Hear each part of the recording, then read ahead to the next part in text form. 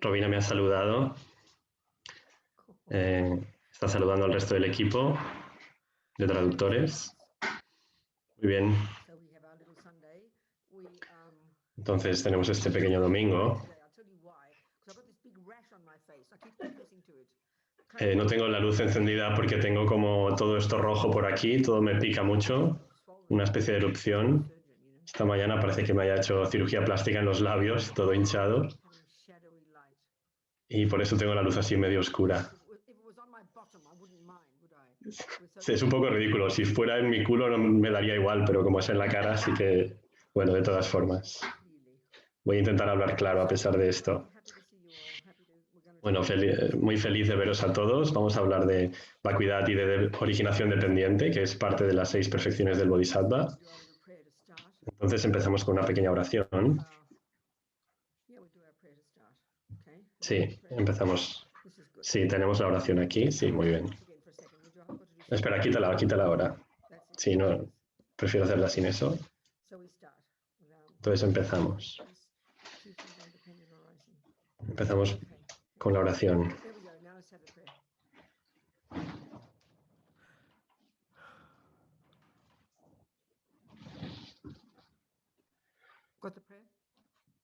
¿Podéis poner la oración?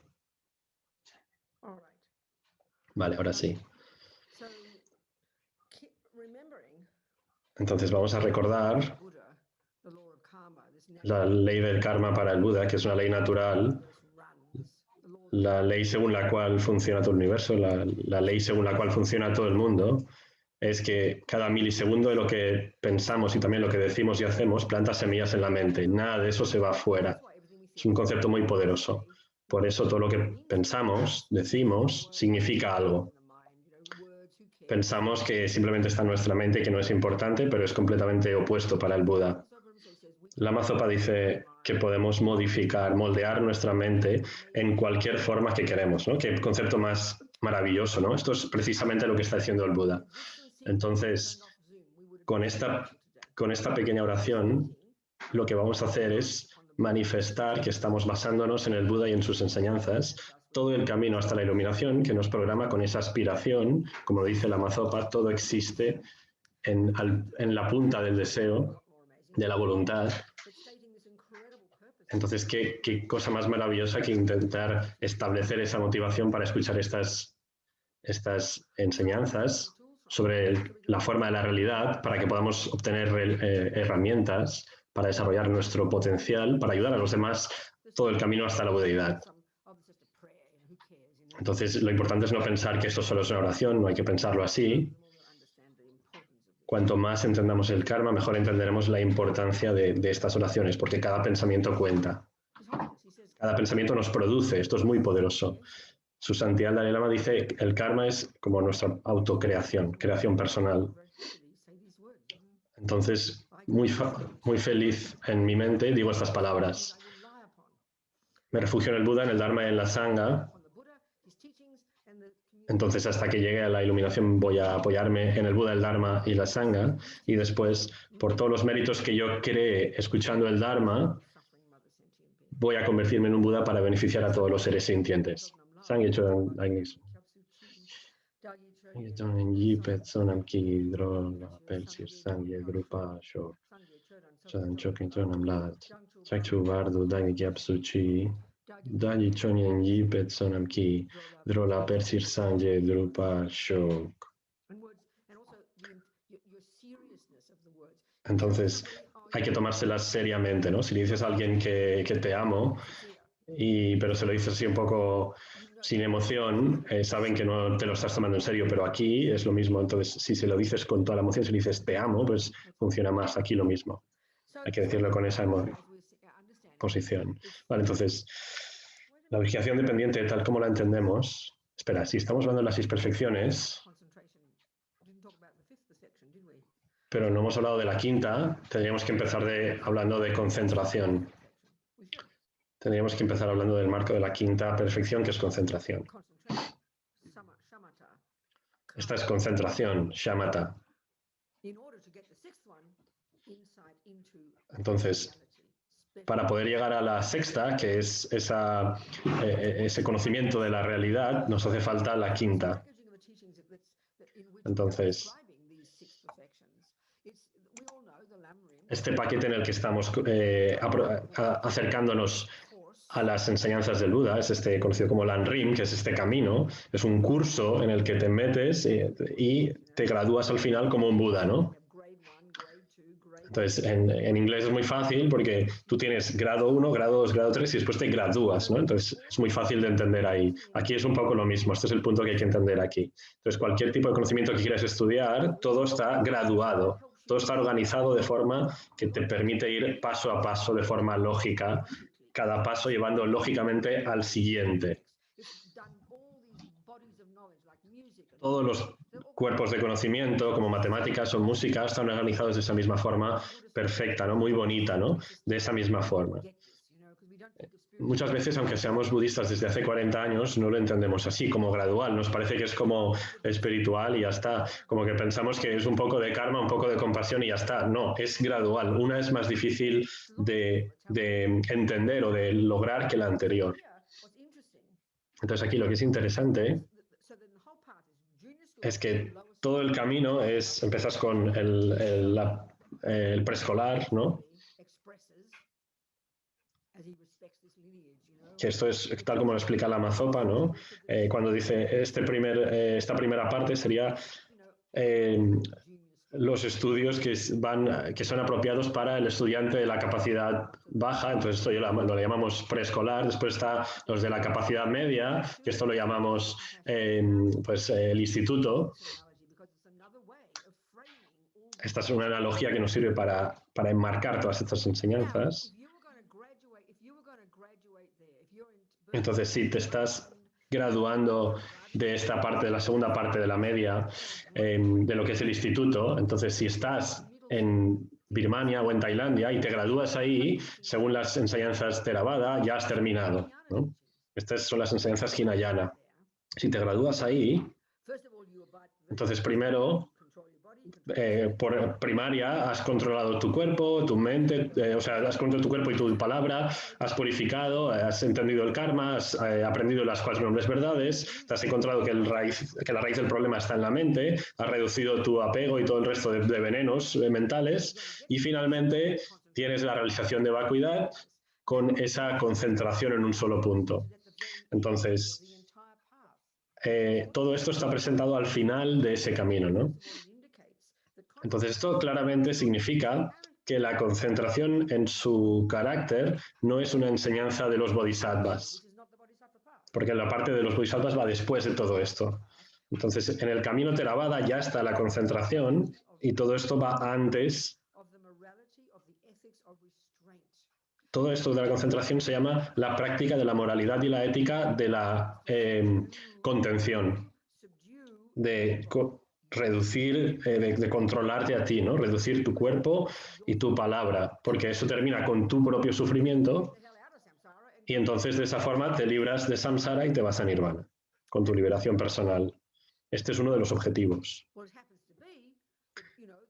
Lo que pasa que después tienes también el camino Mahayana, que dice que hay más, que puedes conseguir algo más después de eso. Entonces, las enseñanzas Theravadas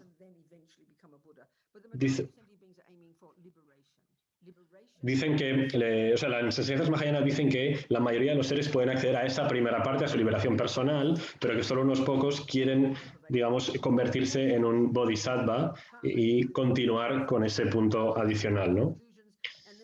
La mayoría de la gente lo que quiere es controlar sus emociones negativas hasta liberarse del samsara y irse a nirvana y no volver. Pero si estás en el camino del bodhisattva, aunque tengas esas realizaciones, aunque no necesites volver, vas a querer volver porque lo que quieres es acceder ya a la universidad, al tercer escalón, tercer curso, que es el que incluye el ala de la compasión. Los primeros dos son, así un poco en general, el ala de la sabiduría. Muchos, a los que nos gusta el budismo, o mucha gente que es budista, le gusta la parte de la compasión también, porque es una parte de las enseñanzas del Buda. Pero, como dice el Dalai Lama, la compasión no es suficiente. Por eso hay que entender que estas cosas son graduales, ¿no? Hay que ir poco a poco, de forma gradual. La compasión no es suficiente, hay que tener sabiduría. Entonces el pájaro necesita 2 alas. Entonces, si la concentración no es en su naturaleza una enseñanza mahayana, y si de hecho esas 6 perfecciones de las que vamos a hablar hoy, el objetivo de esto es llegar a ese insight, esa sabiduría sobre cómo es, esa revelación sobre cómo es la naturaleza última de la realidad, lo que hay que hacer es librarse de la raíz, del pensamiento equivocado raíz, ¿no? Que es la ignorancia, ¿no?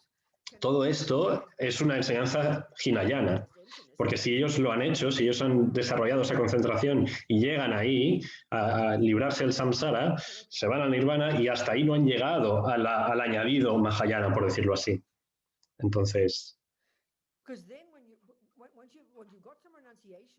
cuando tienes desde esa primaria y secundaria, tienes esa renuncia, cuando tienes un conocimiento muy profundo de todas las enseñanzas, y si tienes además esa compasión añadida, nada te va a evitar que vuelvas para ayudar a los demás.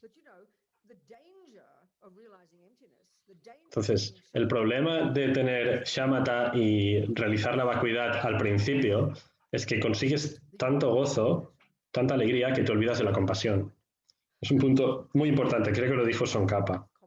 Entonces, esto hay que unirlo, esto está al final del camino y hay que unirlo con las otras perfecciones. Entonces, la esencia de primaria es que te guías por la ley del karma y reduces tu karma negativo para librarte del sufrimiento. Después vas al segundo nivel, al instituto, y entonces vas a la raíz del problema, te encuentras con todas las emociones perturbadoras y entonces te vas librando del apego y todo el resto de sinsentidos que tienes dentro de ti, entonces desarrollas renunciación. Entonces, ¿qué tipo de persona eres? Eres una persona maravillosa, contenta, feliz, que no vas arriba y abajo como un yo-yo, sino que no tienes enfado, no tienes apego, eres un ser humano espectacular. No has terminado todavía, pero ya eres un ser humano maravilloso. Y después puedes ir ya al ala de la compasión y darte cuenta de que todo el mundo está en el mismo barco, de que todo el mundo va junto en esto, en guiarse, en estar en sufrimiento. Y entonces ahí desarrollas un montón de compasión. Y ahí es cuando ya empiezas a trabajar en la bodhicitta, que es un cambio de paradigma espectacular en tu mente, que lo que hace es que a todo se le da la vuelta y entonces los demás se vuelven lo más importante para ti. Entonces, cuando tienes bodhicitta, ya no hay, y no puede haber ya, es completamente inconcebible que tengas un pensamiento egoísta. Es también algo que es muy difícil de entender en nuestra cultura, porque estás completamente vinculado a los demás, ¿no? Dedicado a los demás. Entonces, este sería un poco el camino de las 6 perfecciones. Las 4 primeras, estás perfeccionando el ala de la compasión, por decirlo así. Entonces, vida a vida, vas trabajando en ellas, vas trabajando la moralidad, la generosidad, el entusiasmo y la paciencia. Vas perfeccionando ellas en relación a los seres. Estás trabajando completamente ese amor, ¿no? Por todos los seres sintientes, ¿no? Esa incalculable bodhicitta, ¿no? Y aparte, en tu meditación estás trabajando en el área de la sabiduría, perfeccionando tu concentración y tu sabiduría. Entonces, para finalmente tener esa revelación y cortar la raíz de todos los problemas. Cuando perfeccionas todo eso, eres un Buda. Si estás en el camino Mahayana, entonces ahí lo que vas a hacer es acelerar todo el proceso entrando en el Tantra. Todas estas enseñanzas están presentadas de forma que cada una lleva a la siguiente. Conforme progresas, como cuando progresas y miras atrás, como harías en un curso de matemáticas o de música, te darías cuenta de lo bien que está presentado todo paso a paso, ¿no? Es como que cuando estás en primaria no puedes ni siquiera imaginarte lo que vas a dar en el instituto, pero cuando ves al instituto y miras atrás, te das cuenta de que tenía sentido que fuera de esa forma, ¿no? Es como que de forma psicológica nos va acompañando por el camino. Esto es a lo que me refiero con gradual, con camino gradual. Entonces, el otro punto es que, dado que el punto final es la realización de la vacuidad y perfeccionar esa realización, combinándola con las 4 primeras de las 6 perfecciones, que es lo que después se combina en budeidad, todas las enseñanzas están llevándonos a eso. Todo lo que estamos aprendiendo nos lleva a esa realización de vacuidad. No es que sea explícito durante el camino, pero es muy poderoso darnos cuenta de eso. Cuando entendemos la esencia de esa primaria, nos damos cuenta de que la práctica empieza al final de eso. Una vez ya estamos actuando bajo la ley del karma, ¿no? En consecuencia con la ley del karma, ¿no? Ahí es cuando ya empezamos a controlar nuestra mente, nuestro cuerpo, nuestra palabra, ¿no? Porque nos damos cuenta de que herir a los demás basados en delusiones es equivocado. Nos genera sufrimiento y nos damos cuenta de que no queremos ese sufrimiento. Entonces, esto hay que tenerlo muy claro. Tenemos que tenerlo integrado de forma muy profunda, muy poderosa. Esto en nuestra cultura no lo pensamos. Entonces, es como que muchas veces en nuestra cultura nos podemos sentir como muy egoístas al querer librarnos del sufrimiento. Lo que tendría que ser es que tiene que ser así, tenemos que sentirnos completamente abyectos, completamente saturados por el sufrimiento. Tenemos que, de la forma más radical posible, no quererlo, ¿no? Y entonces lo que hay que hacer desde ahí es atender a las causas, y las causas son herir a los seres sintientes. Entonces, tomar esa decisión lo que hace es nos pone en una situación de muchísima valentía, de darnos cuenta de que estamos metidos ahí, y entonces te conviertes en esta persona maravillosa. Y esto es lo que se entiende que está implícito en el karma, que es cuando entendemos la originación dependiente. Hay cientos de formas en las que las cosas existen de forma dependiente. Es un concepto muy poderoso en el budismo. Pero Buda lo enseña con diferentes niveles también de originación dependiente. El más burdo, después el más sutil, después el más sutil de todos. Como lo dice Lama Yeshe, basándose en Tsongkhapa, la originación dependiente es como el campeón de la lógica para justificar o para argumentar la vacuidad, para explicar la vacuidad. El principal punto del karma es estar cansado, harto de nuestro propio sufrimiento, y eso nos lleva a querer parar, dejar de robar, dejar de matar, dejar de mentir, etc. Y también, entonces, ese es el punto importante. No tanto al principio, no tanto la tarta, no abusar de comerte 50 trozos de tarta, la tarta da igual. La parte principal es la de no dañar a los demás, ¿no? Karma, en este sentido, es causa y efecto, y esta es como el primer nivel de originación dependiente del que habla el Buda, que enseña el Buda, ¿no? Esto no se lo inventa él, sino que viene desde la tradición india desde antes. Entonces, en este sistema espectacular de todos estos indios que había antes, Buda al final se da cuenta de que hay algunas concepciones equivocadas que tienen que ver con la concepción del yo. Entonces ahí es cuando Buda diverge en su propia ruta, ¿no? Su propio sentido. Esto no se enseña así, pero no sé lo que nos enseña así, perdón. Lo que es importante, sí, eso, efectivamente, nos enseña así que entender el karma lo que está haciendo es preparar nuestra mente para darnos cuenta, para poder tener la realización de vacuidad, porque en ese sentido gradual ya está enfocado para eso, ¿no? Dado que nuestro sufrimiento se basa en esa raíz, en esa equivocación raíz, ¿no? Que es ese pensamiento egótico, ese pensamiento del ego. Mientras tengamos ese, vamos a seguir sufriendo, ¿no? Entonces, como dice Lama Yeshe, siempre que nos pasa algo pensamos que no es cosa nuestra, que no tiene que ver con nosotros o que nos afecta a nosotros, y esto está basado por ese aferramiento al ego. Entonces, el punto clave es internalizar todo esto porque si te das cuenta de ese aferramiento al ego, empiezas a ser más responsable, dejas de culpar a los demás, te libras del apego, o al menos te ayuda, te quitas el sentirte victimista, o sea, víctima, el victimismo, el enfado, todo esto está basado en ese aferramiento al ego, que es la delusión raíz. Esto es muy poderoso, ¿no?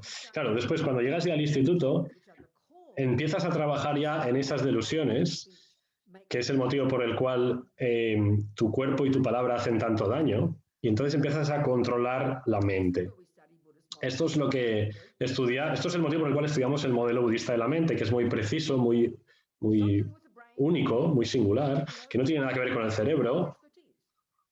El cerebro no es de lo que Buda es experto, sino que Buda es experto de ese proceso cognitivo en sí mismo, de la experiencia.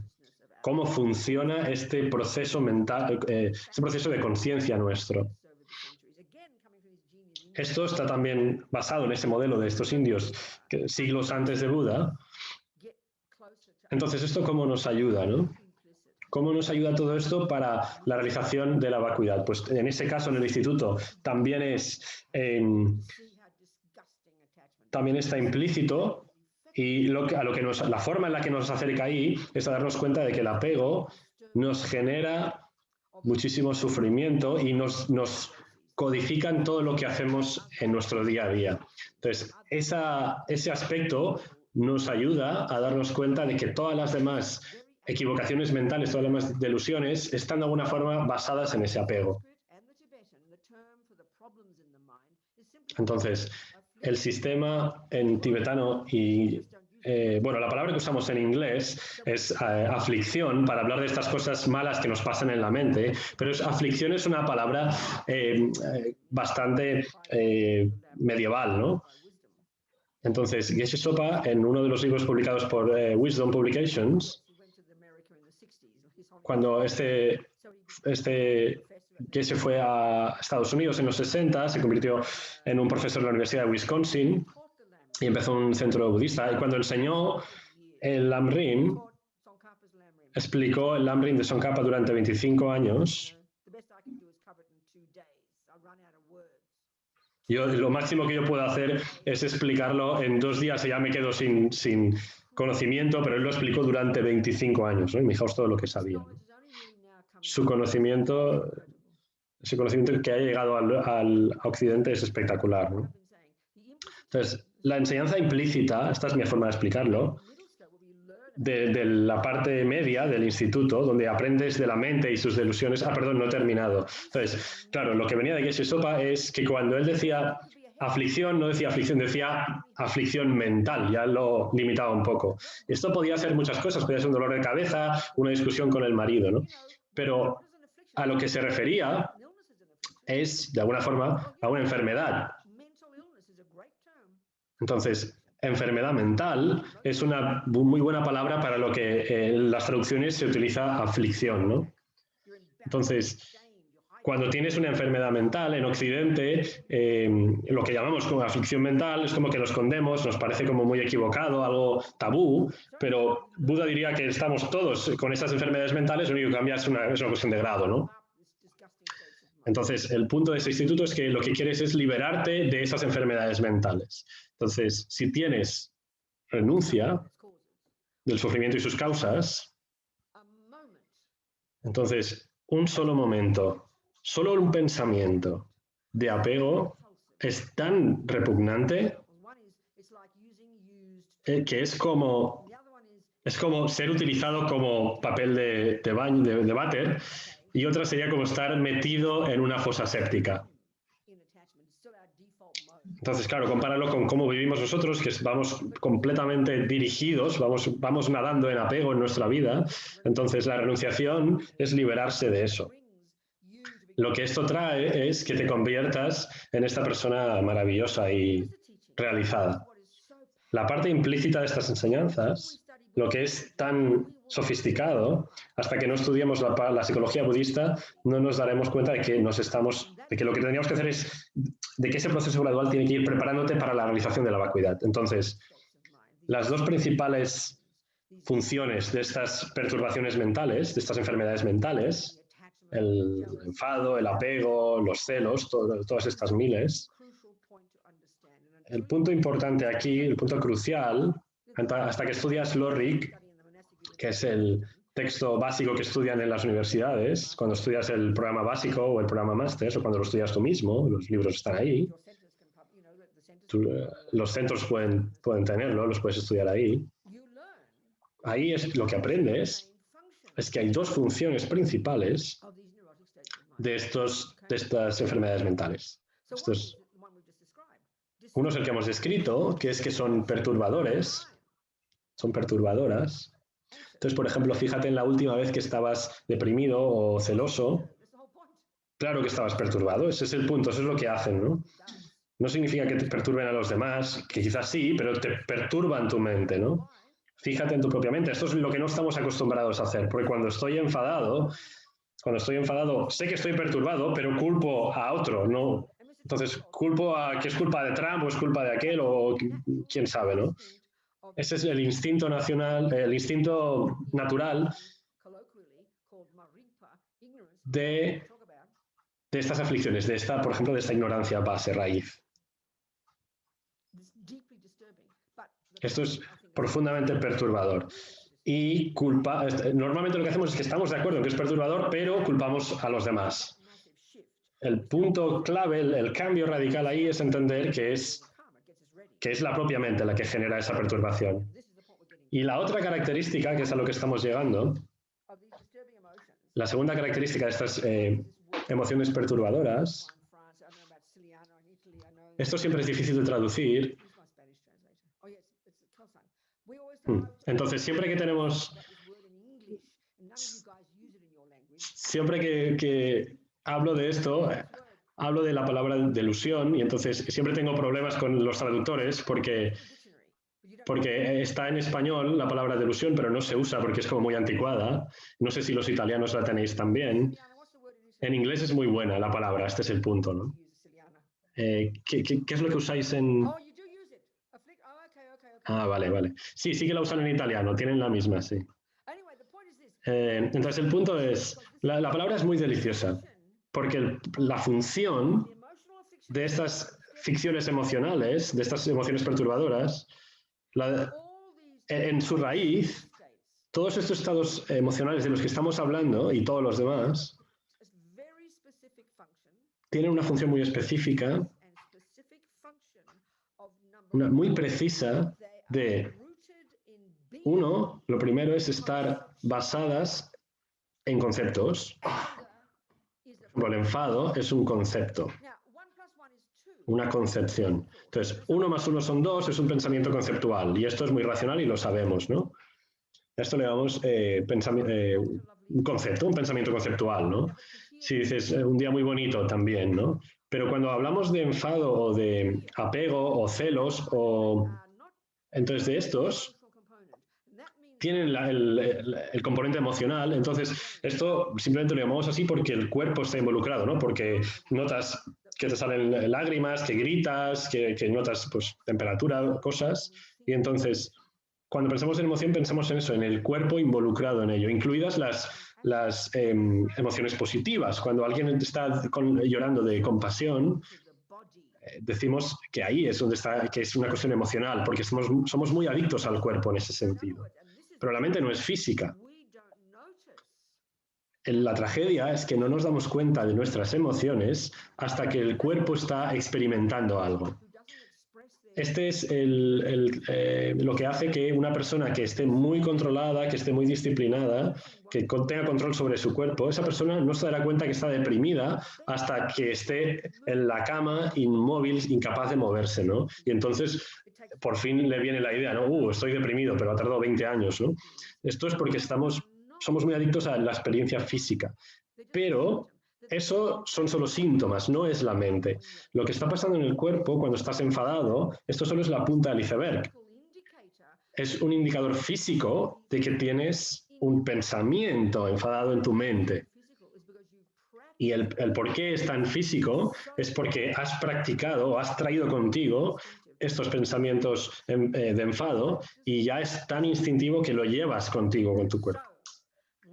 Lo has practicado hasta la perfección. Entonces, cuando estás tratando de estudiar la psicología budista para ser tu propio terapeuta, como dice Lama Yese, que es cuando tienes que ir en la profundidad de la mente, tienes que ir más allá de la parte física y más allá de la emocional, tienes que escuchar escuchar estos miles de pensamientos que están hablando en nuestra mente desde el minuto en el que nos levantamos hasta el minuto en que nos vamos a dormir. Ahí es cuando empezamos a hacer el trabajo serio.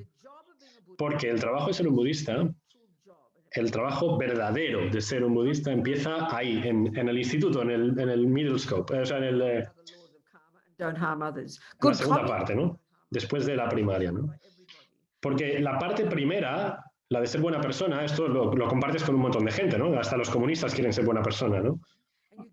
Es la parte segunda, cuando empiezas a desarrollar esa concentración, cuando empiezas a escuchar esos miles de pensamientos, que normalmente vemos como una sopa de emociones y de pensamientos y no podemos distinguirlo. Entonces, nuestro trabajo, como dice la Mayese, de ser nuestro propio terapeuta, es darnos cuenta de que ahí están esos pensamientos que son delusiones. Esta palabra en inglés es muy buena, es simplemente, se utiliza en el día a día, es una palabra que tiene su origen en psicología, en psiquiatría, pero que se utiliza para gente que está teniendo pensamientos que no están alineados con la realidad. Entonces, esta palabra define muy bien la forma en la que las aflicciones funcionan.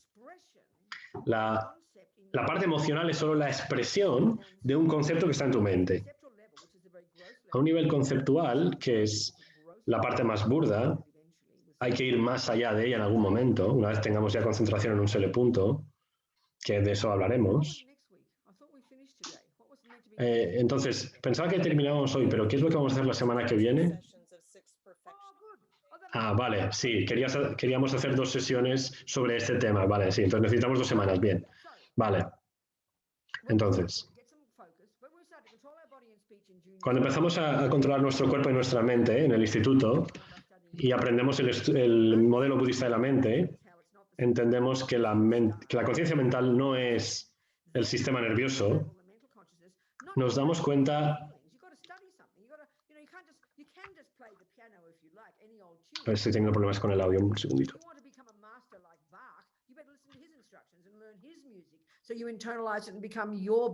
Vale, poco a poco tienes que ir trabajando en tu mente, tienes que ir interiorizando todo eso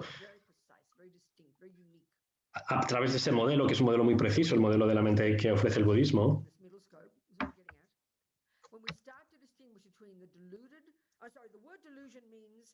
Vale, entonces volvemos a la palabra delusión, que significa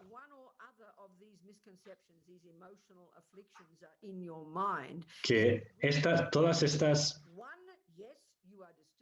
todas estas emociones, perturbadoras de las que hemos estado hablando, tenían 2 funciones. Una era que efectivamente perturban y la segunda es que no estás en relación con la realidad, con lo que es cierto. Este es el punto definitivo desde el principio, desde primaria hasta el instituto, hasta la universidad. Esto es lo que hay que hacer en el budismo. Hay que poco a poco ir trabajando en la mente para darnos cuenta de cómo es la realidad, para poder tener omnisciencia, para podernos convertir en un Buda. Todo el proceso, todo el punto es, en este sentido, esto es lo que significa la sabiduría, es llegar a entender la realidad tal y como es. Entonces, estas delusiones, claro, entonces,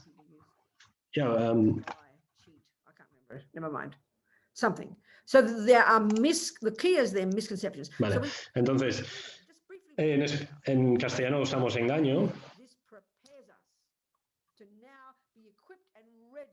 Entonces, cuando nos damos cuenta que nos están engañando, esto nos propele, nos motiva a empezar a buscar esa delusión raíz, ese engaño raíz, que es simplemente lo que llamamos ignorancia o maripa. Pero la forma en la que tiene que funcionar esta ignorancia, o bueno, todas ellas en realidad, tienen un aspecto de ignorancia. Entonces, ¿cómo funciona esto? Es muy claro. Cuando tienes apego en tu mente, por ejemplo, por tu novio, no hace falta el novio, con una tarta es bastante, ¿no? El apego lo único que hace es exagerar lo delicioso que es esa tarta.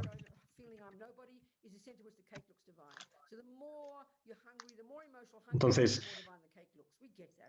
cuanto más hambre emocional tienes, más deliciosa te parece la tarta. Y lo que crees es que la deliciosidad está en la tarta, como si estuviera ahí como un ingrediente más, con el chocolate y la harina, ¿no? Entonces, esto aun por mucho que te guste, no es cierto. Estás viviendo en un mundo de fantasía, no estás en relación no estás en la realidad, no estás actuando en sintonía con la realidad. Esta es la función principal de esas emociones perturbadoras. Entonces, la enseñanza explícita es líbrate del apego porque te hace sufrir, pero la parte implícita, cuando estamos hablando ya de las 6 perfecciones, es llegar a sacar de raíz esa delusión raíz, ¿no? La fundamental, ¿no? Y este es el trabajo más duro, más difícil.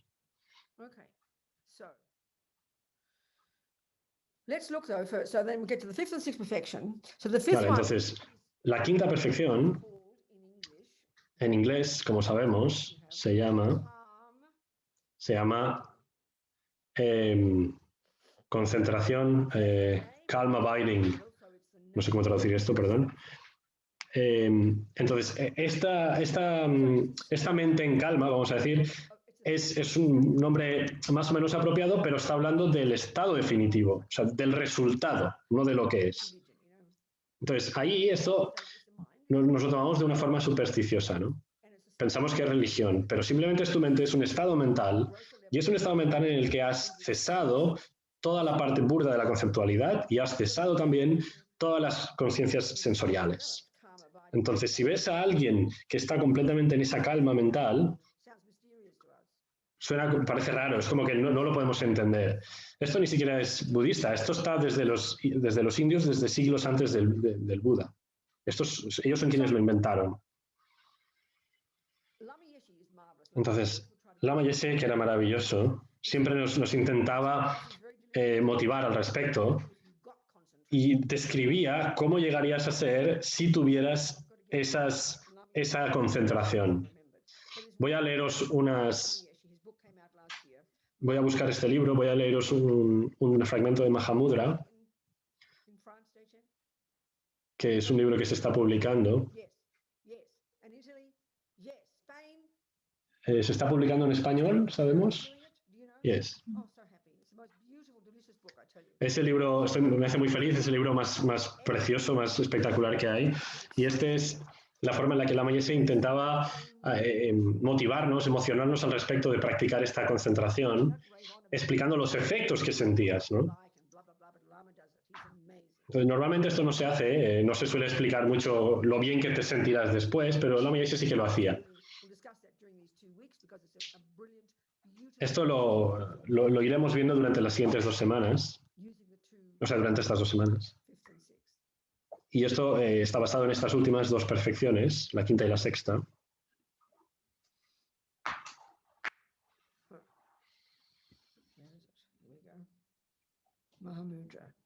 Okay, it's a wonderful book. Vale, es un libro maravilloso. También se está haciendo el audiolibro. Lo acaba de terminar ahora un chico fantástico de Albuquerque. A ver, aquí está. Vale, entonces voy a contaros sobre esta concentración en un solo punto. La quinta de las 6 perfecciones. En su naturaleza es una técnica hindú.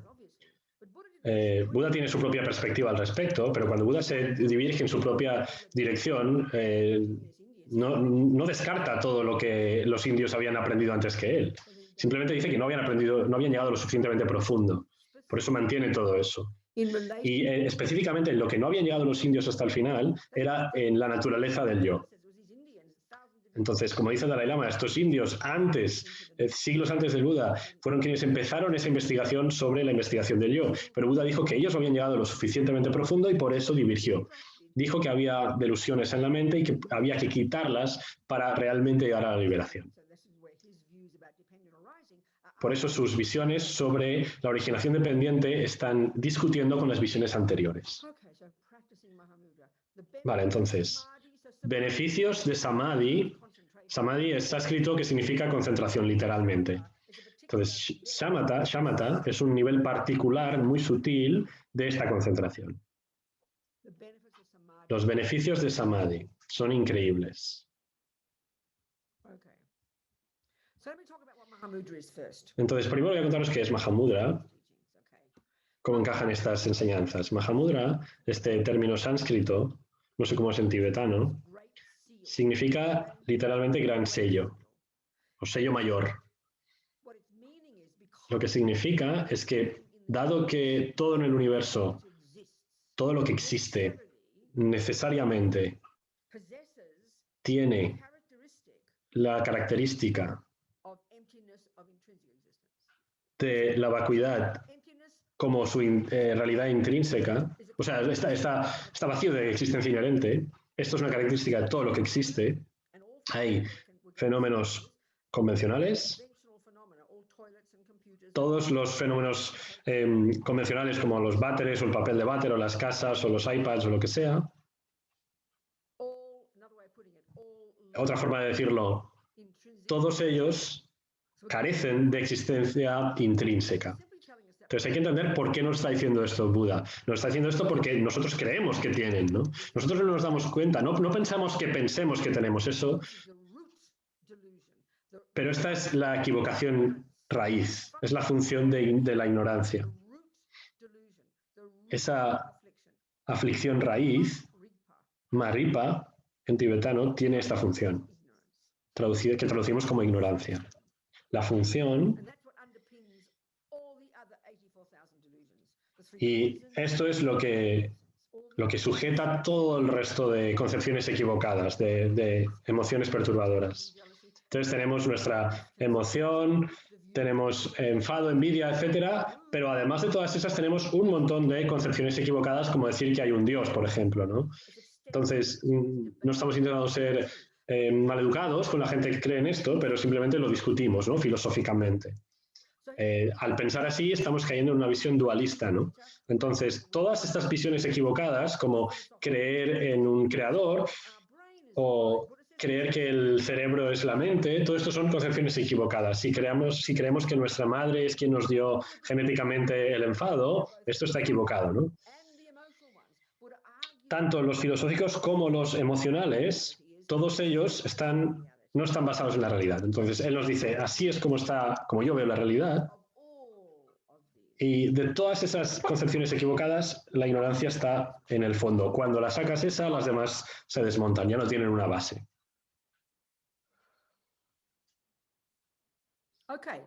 Entonces, antes de entrar en Mahamudra,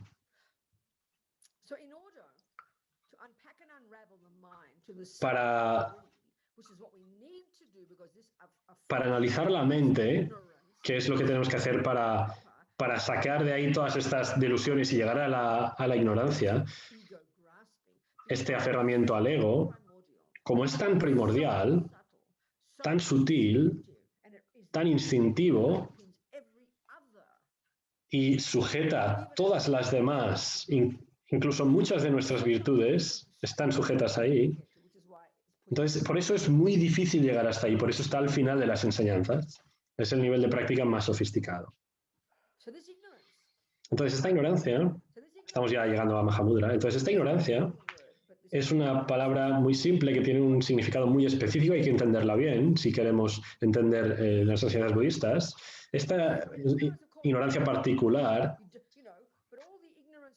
entonces toda la ignorancia es ignorancia, ¿no? Pero la que estamos mirando en particular es una muy específica, es como una que es doblemente problemática.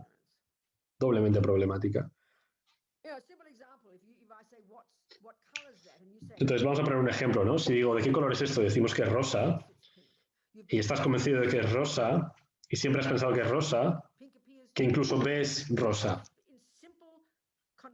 El rosa aparece ante ti. Entonces, en términos convencionales, sabemos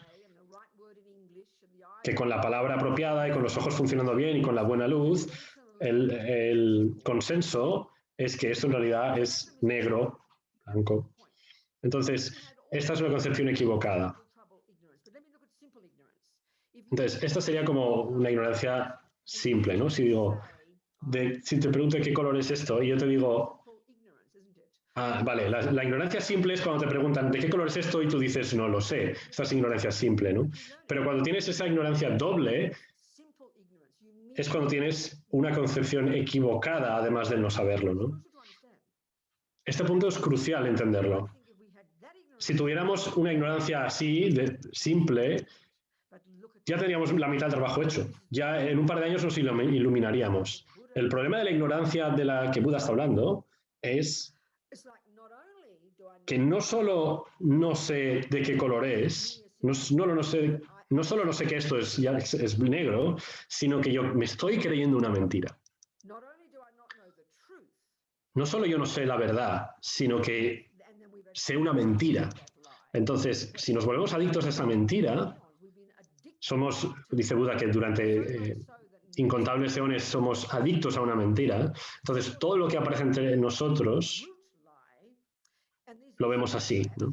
Entonces, la mentira raíz que nos estamos creyendo es que todo lo que existe de forma convencional, como ordenadores o colores o el váter o todo lo que sea, tienen su carácter inherente. Existen por su propio lado. Existen por sí mismos. Existen de su propia naturaleza. Existen a partir de su propia naturaleza. Hay un montón de sinónimos al respecto. Un montón de sinónimos para explicar esta mentira raíz, esta delusión raíz, esta aflicción raíz. Raíz es lo más importante, ¿no? Porque es lo que sostiene todo lo demás, cimientos. Entonces, estos indios tan geniales, tan genios, ¿no? Hace milenios, entendieron todo, entendieron un montón de cosas, entendieron la mente, se libraron del apego y llegaron a este estado de concentración tan sutil llamado samadhi, llevando a cabo esta práctica tan maravillosa que es ir llegando a controlar la parte burda de la mente e ir llegando a la parte más sutil. Cuando tienes esa parte burda ya completamente controlada, ese momento de samadhi es lo que para ellos es la liberación. Pero Buda dice que no. Buda dice que está todavía esa delusión raíz que está ahí, esa mentira raíz. Vale, entonces, ahora, para localizar esa delusión que está debajo de todas las demás, entonces, la hemos tenido durante todas nuestras vidas incontables, en los infiernos, en los reinos animales, en los reinos de los espíritus, incluso en el reino de los dioses como humanos, incluso en momentos en los que hemos tenido bodhicitta, pero la hemos perdido, es porque hemos seguido teniendo esa delusión raíz. Entonces, todas nuestras vidas se han visto reforzadas por esa creencia en un yo separado, en un yo que existe.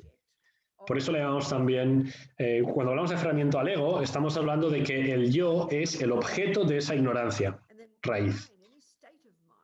Entonces, cada momento de mente siempre tiene un objeto que está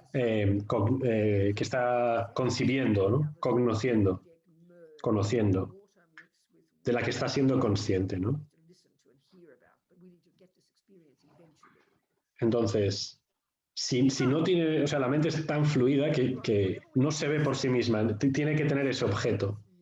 Todo lo que estamos experimentando ahora, incluso los santos más máximos que no han llegado a tener la vacuidad, siempre van a tener una experiencia dualista de separación.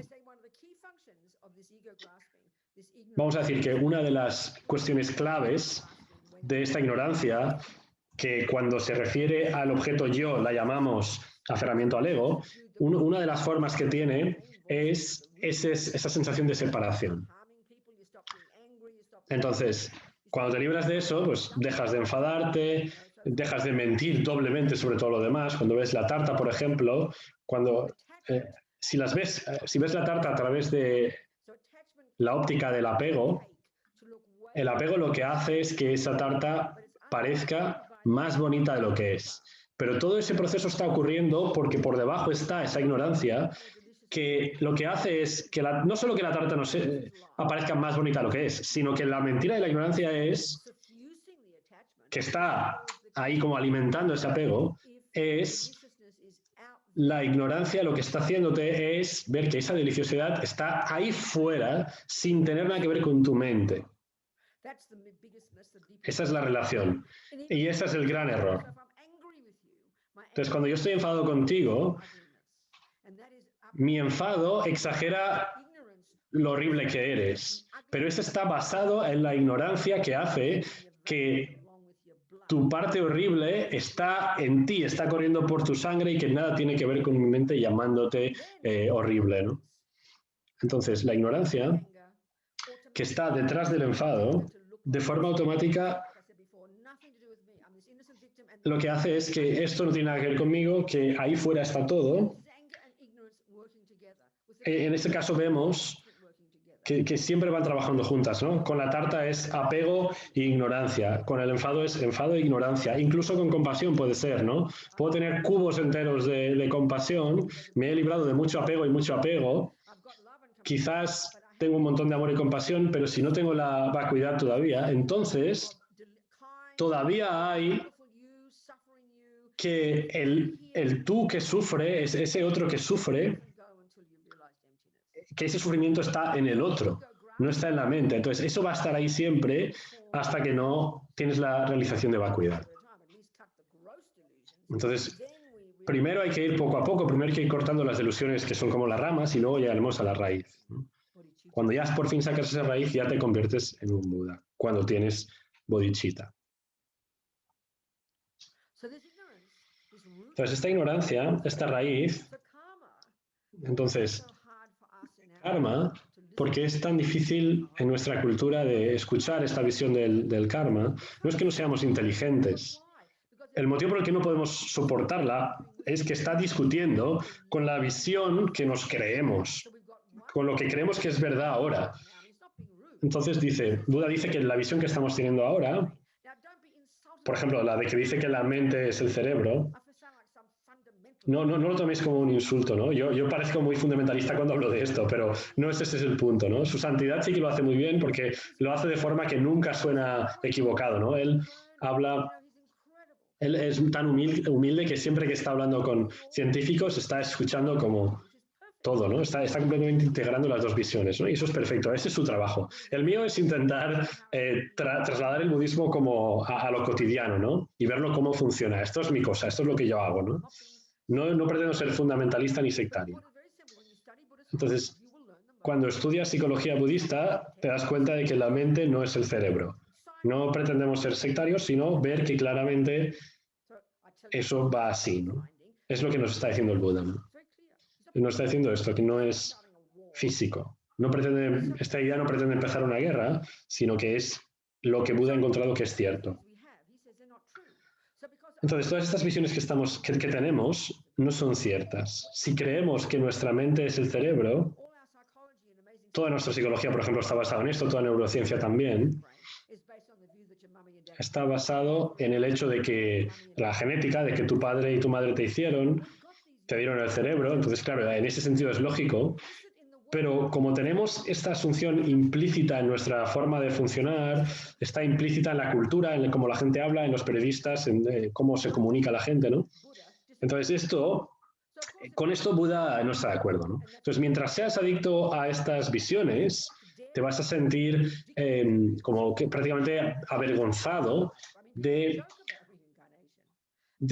asumir cosas como karma o reencarnación, ¿no? Nunca hablarías a un científico occidental hablándole de reencarnación, ¿no? Hay un montón de budistas, por ejemplo, que nunca hablan de karma, porque están trabajando en servicios sociales, por ejemplo, pero nunca hablan de karma, ¿no? Y se sienten avergonzados. ¿Por qué? Porque la mayoría de la gente se avergüenza ante eso, ¿no? Entonces, claro, es normal que nos cueste aceptar todo esto porque no podemos asumir el pensamiento de que yo soy responsable de sí mismo y de que mi mente va de vida en vida, ¿no? Entonces, claro, mientras sigamos pensando que mamá y papá son quienes han dado nuestra mente, cuesta, ¿no? Cuesta aceptar esas enseñanzas, ¿no? Aunque muchas veces, aunque queramos, nos cuesta interiorizarlas porque tenemos que discutir interiormente con esas otras visiones equivocadas, ¿no? En otras palabras, llevamos tanto tiempo pensando que la taza es rosa que somos adictos a la idea de que la taza es rosa y no te puedes librar de esa. Da miedo librarse de esa concepción. Ese es el punto de la ignorancia doble problemática, ¿no? La doble ignorancia. Ahí es cuando estamos hablando de esa ignorancia raíz. Vale, entonces en otras palabras, Buda lo que nos está diciendo es, las palabras son simples. ¿Cuál es la realidad última? Entonces, la verdad, las palabras son muy simples, ¿no? Las cosas no tienen existencia inherente. Ya está, fin, ¿no? Es como si estás estudiando física y te dicen E igual a mc cuadrado. Dices, ya está, todo ya está resuelto, ¿no? Es un poco igual, ¿no? Tienes que, con esa parte simple no basta, ¿no? Hay que desempacar todo eso, desempaquetar todo eso y ver qué hay ahí detrás, ¿no? Vale. Entonces, después vuelvo a Mahamudra, vamos a mirar la ignorancia.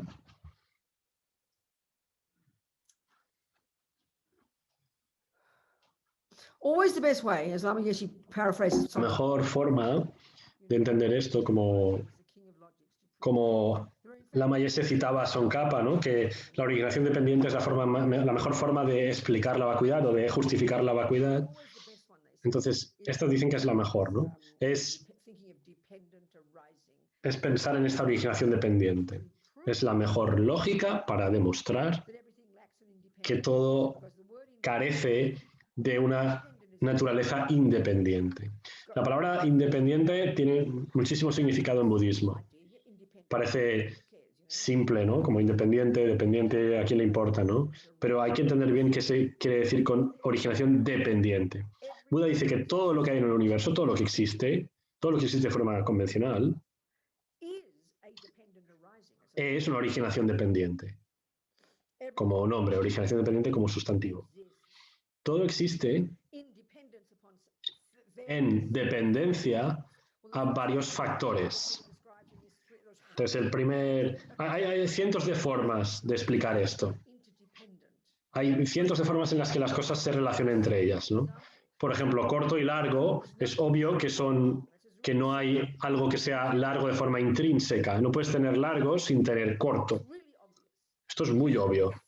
No puedes tener gordo, o sea, grueso si no tienes delgado. No puedes tener arriba si no tienes abajo.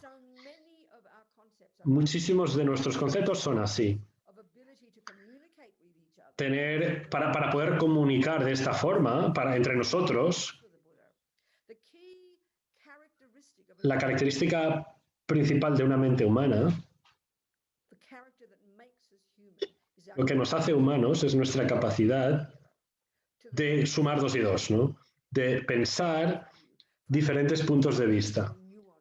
Es nuestra capacidad de pensar de una forma compleja, lo que significa reconocer esta dependencia, que las cosas están en esa dependencia, ¿no? Entonces, si tienes una mente muy, muy, muy ignorante, que nosotros tenemos, que es cuando la ignorancia se está expresando de forma burda, no eres demasiado inteligente, ¿no? Eso es lo que decimos, ¿no? Cuando no eres capaz de relacionar 2 más 2, ¿no? Pero una mente que es aguda, que aprende cosas rápido, una mente que entiende mucho, entiende interdependencia. Entonces, aquí, no obstante, Buda va masticando de alguna forma esas formas en las cuales las cosas existen de forma interdependiente. La primera, antes de ir ahí, Buda dice que todo lo que existe en el universo,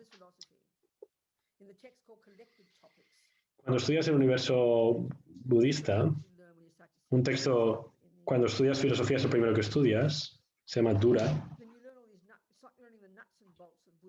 Estudias todas estas mecánicas de la visión budista. Lo primero es que hay varios nombres que se refieren a eso lo que existe, ¿no?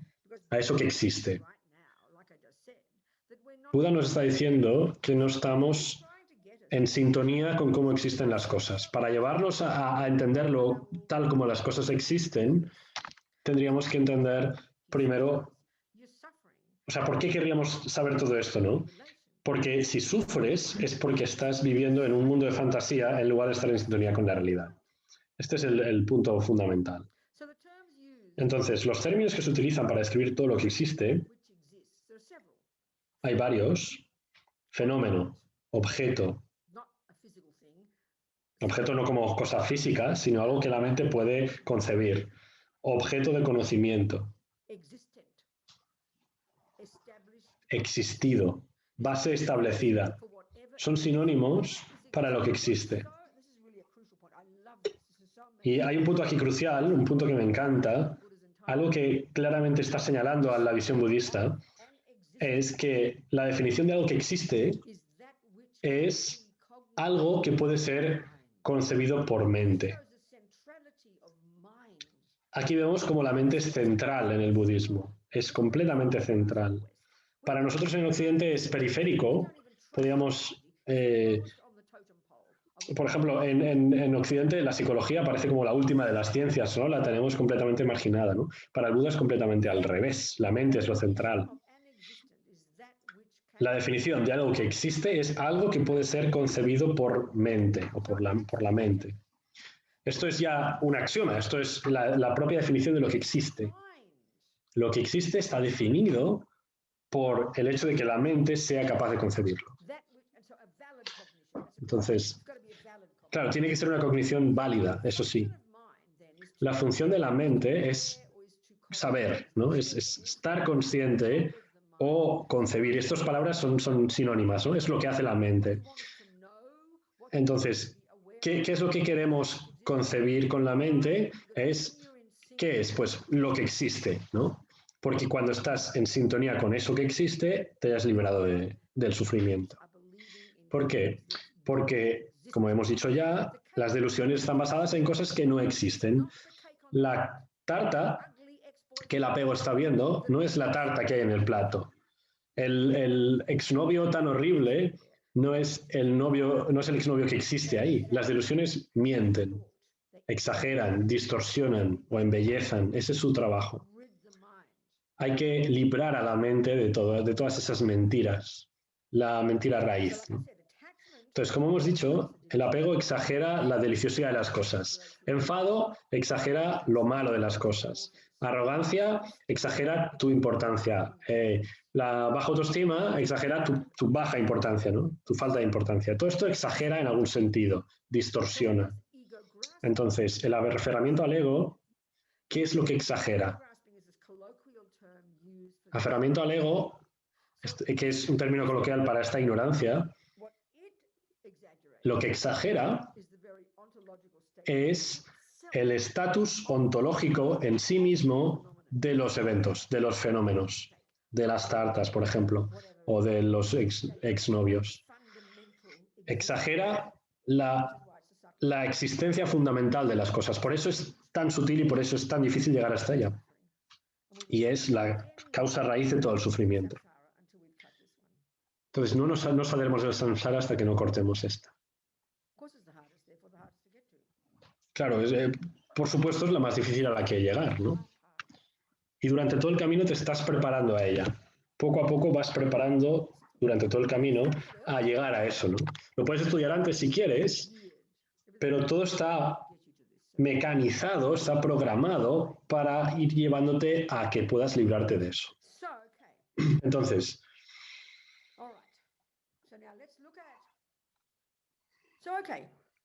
vamos a mirar. Vale, entonces, vamos a tener la realización de la vacuidad. Esto es simplemente una forma de decir que vamos a tener una concentración, una meditación en alta concentración para llegar a la realización de que no puede existir ese yo intrínseco, ese yo inherente. Eso es lo que hay que aprender a hacer. Pero esto no lo podemos hacer con la mente conceptual. Es imposible. Es imposible. Porque la mente a nivel conceptual es muy burda. Entonces esto hay que entenderlo, esto hay que tenerlo claro. Primero tienes que aprender la receta de la tarta, la parte teórica, para después hacer la tarta. Esto es lo mismo. Esto a nivel conceptual puedes entender que es imposible, ¿no? Es el primer paso, ¿no? Para eso, todo esto nos lleva a esa quinta perfección, que es esa mente en calma, esa calma mental. Es un estado de atención ininterrumpida a un nivel muy sutil de mente. un nivel sutil de mente que en la psicología occidental o en la neurociencia no se contempla, pero que estos indios desarrollaron esa técnica y llegaron a localizar eso, ¿no? Entonces, tenemos que llegar a ese nivel de concentración, porque sin eso es imposible llegar a cortar esa delusión raíz. Hasta que no tienes la forma en la que se explica esto, si miras, por ejemplo, el libro de Pabón Rinpoche, Liberación de la palma de la mano, ahí se va describiendo en 9 fases de trabajo, ¿no? de progreso. Y suena muy intelectual, suena un poco aburrido, pero hablando muy simple al respecto, para poder entender esto, lo que hay que hacer es volver a ese instituto, a entender cómo la mente funciona. Y ahí Buda categoriza todos los estados de nuestra mente, las categoriza en 3 categorías. Las negativas, ridículas, basadas en el yo, que están basadas en miedo, ¿no? Después las útiles, las apropiadas, las que están basadas en realidad, como amor, inteligencia, compasión. Y después está la tercera categoría, esta hay que entenderla. Para entender concentración hay que entender esta tercera. Hay muchos estados mentales que están trabajando todo el tiempo, todo el día. Si somos una persona más o menos razonable y somos capaces de levantarnos por la mañana y hacernos un té y recordar dónde están las tiendas y todo esto, y elegir entre el azúcar y la sal y todo esto, todo este proceso está funcionando, todo eso está, lo que nos permite funcionar como una persona razonable está en esa tercera categoría. Estos estados mentales como intención, atención, discriminación, concentración, capacidad de alerta, ¿no? o buena memoria. Buena memoria es literalmente lo que significa mindfulness, ¿no? Le añadimos todas estas palabras, ¿no? En francés tienen esta palabra como muy ridícula, ¿no? ¿Cuál es en francés? Sí, es ridícula en francés, es como atención completa o algo así, ¿no? No es eso, en realidad, no es que yo sepa mucho de eso, pero en los textos, o Lama Yeshe diría, para mindfulness, utilizaría la palabra de memoria en corto plazo.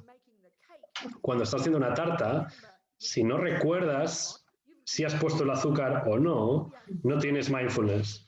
Estamos tan adictos a sacralizar esta palabra como este estado así mágico, y en Occidente hemos añadido tantas definiciones al respecto que no es realmente el significado al que se referían el Buda, por ejemplo, ¿no? Es uno de los muchos estados mentales que tienes que tener si quieres, ya sea para meditar, para hacer una tarta o para matar a alguien, ¿no? Los ladrones, como dice la Mazopa, necesitan mindfulness, ¿no? Es uno de los muchos estados mentales de esa tercera categoría. La primera la hemos llamado negativa, la segunda positiva, la tercera la hemos llamado neutral. Y la neutral suena como que no es importante, ¿no? Pero no es el significado. El significado aquí, en psicología budista, es, claro, a veces cuando hablamos de las buenas y las malas, es como que nos parece muy moralista, nos parece muy religioso, ¿no? Entonces hay que entender realmente qué significa con ellas, ¿no? Con las virtuosas o las no virtuosas. Una de las partes fundamentales a lo que él se refiere es que las que son negativas están basadas en concepciones equivocadas, en la concepción equivocada de un yo concreto y separado. Las virtuosas, en términos relativos, están basadas en interdependencia. No tiene nada de sagrado, sino que literalmente es un punto técnico muy preciso, y después que las negativas son la fuente de mi sufrimiento futuro y las positivas son la fuente de mi futura felicidad. Y las otras, las neutrales, es las que llamamos la mecánica de la mente.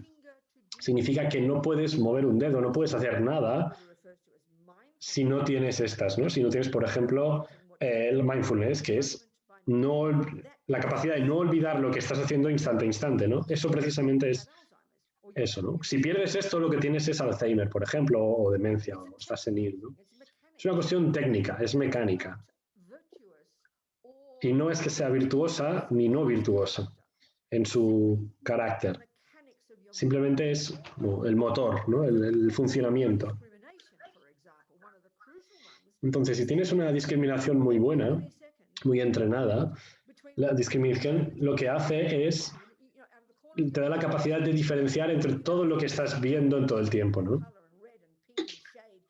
Entonces, todo lo que estás viendo, todos los colores, todas las formas, todo lo que estás viendo, es el hecho de que lo veas diferente, es tu discriminación funcionando, ¿no? Intención, por ejemplo,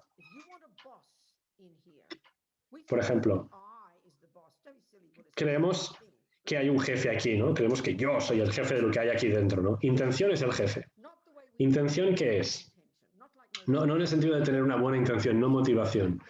Intención es, sencillamente, es la intención mental, es de hecho el significado del karma, ¿no? Es la voluntad, es lo que nos dirige, ¿no?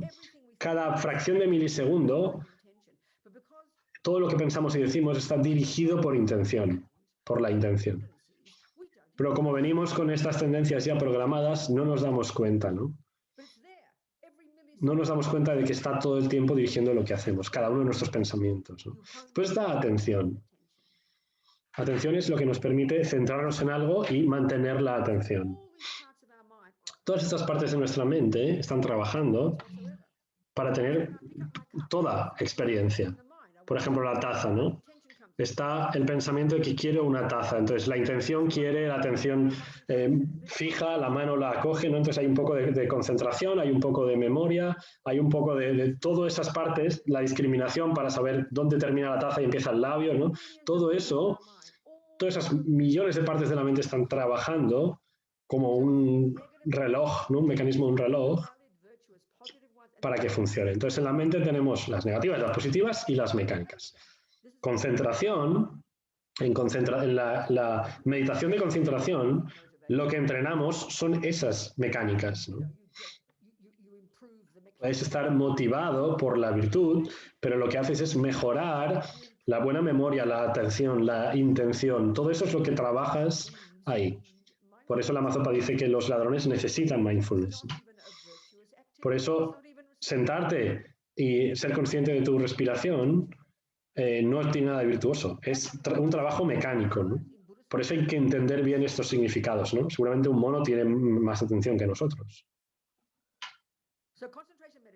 Entonces, la meditación y la concentración tiene que estar dirigida por tu motivación de ser un Buda. Si no, lo hacemos simplemente para sentirnos mejor, ¿no? Entonces, para eso puedes tener sexo o un helado, ¿no? Es más divertido, ¿no? En lugar que estar mirando tu respiración aburrida, ¿no? Si lo que quieres es felicidad, mejor un helado o un novio, ¿no? Meditar para sentirte mejor es patético en este sentido. Lo siento. Si desarrollas concentración es porque quieres explorar tu mente hasta el fondo para arrancar las delusiones, librarte del samsara, desarrollar bodhisattva y convertirte en un Buda. Esto es a largo plazo. Muchos puede ser que no sintamos esto así, ¿no? Pero sin eso no hay nada de virtuoso en observar tu respiración, ¿no? Entonces, lo que determina si tu meditación en la concentración es virtuosa o no es tu motivación. Un ladrón necesita mindfulness. Y ahí no hay virtud. Un francotirador necesita muy buena discriminación, muy buena concentración, mucha mindfulness también. Está claro que estos estados mentales, en su carácter, no son ni virtuosos ni no virtuosos. Por eso están en una tercera categoría llamada neutral. Por eso me gusta llamarlos la mecánica de la mente. Es muy potente este modelo psicológico. Esto no es ni Freud ni Jung.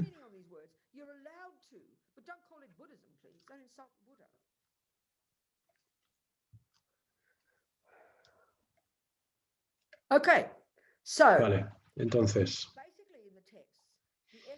En los textos,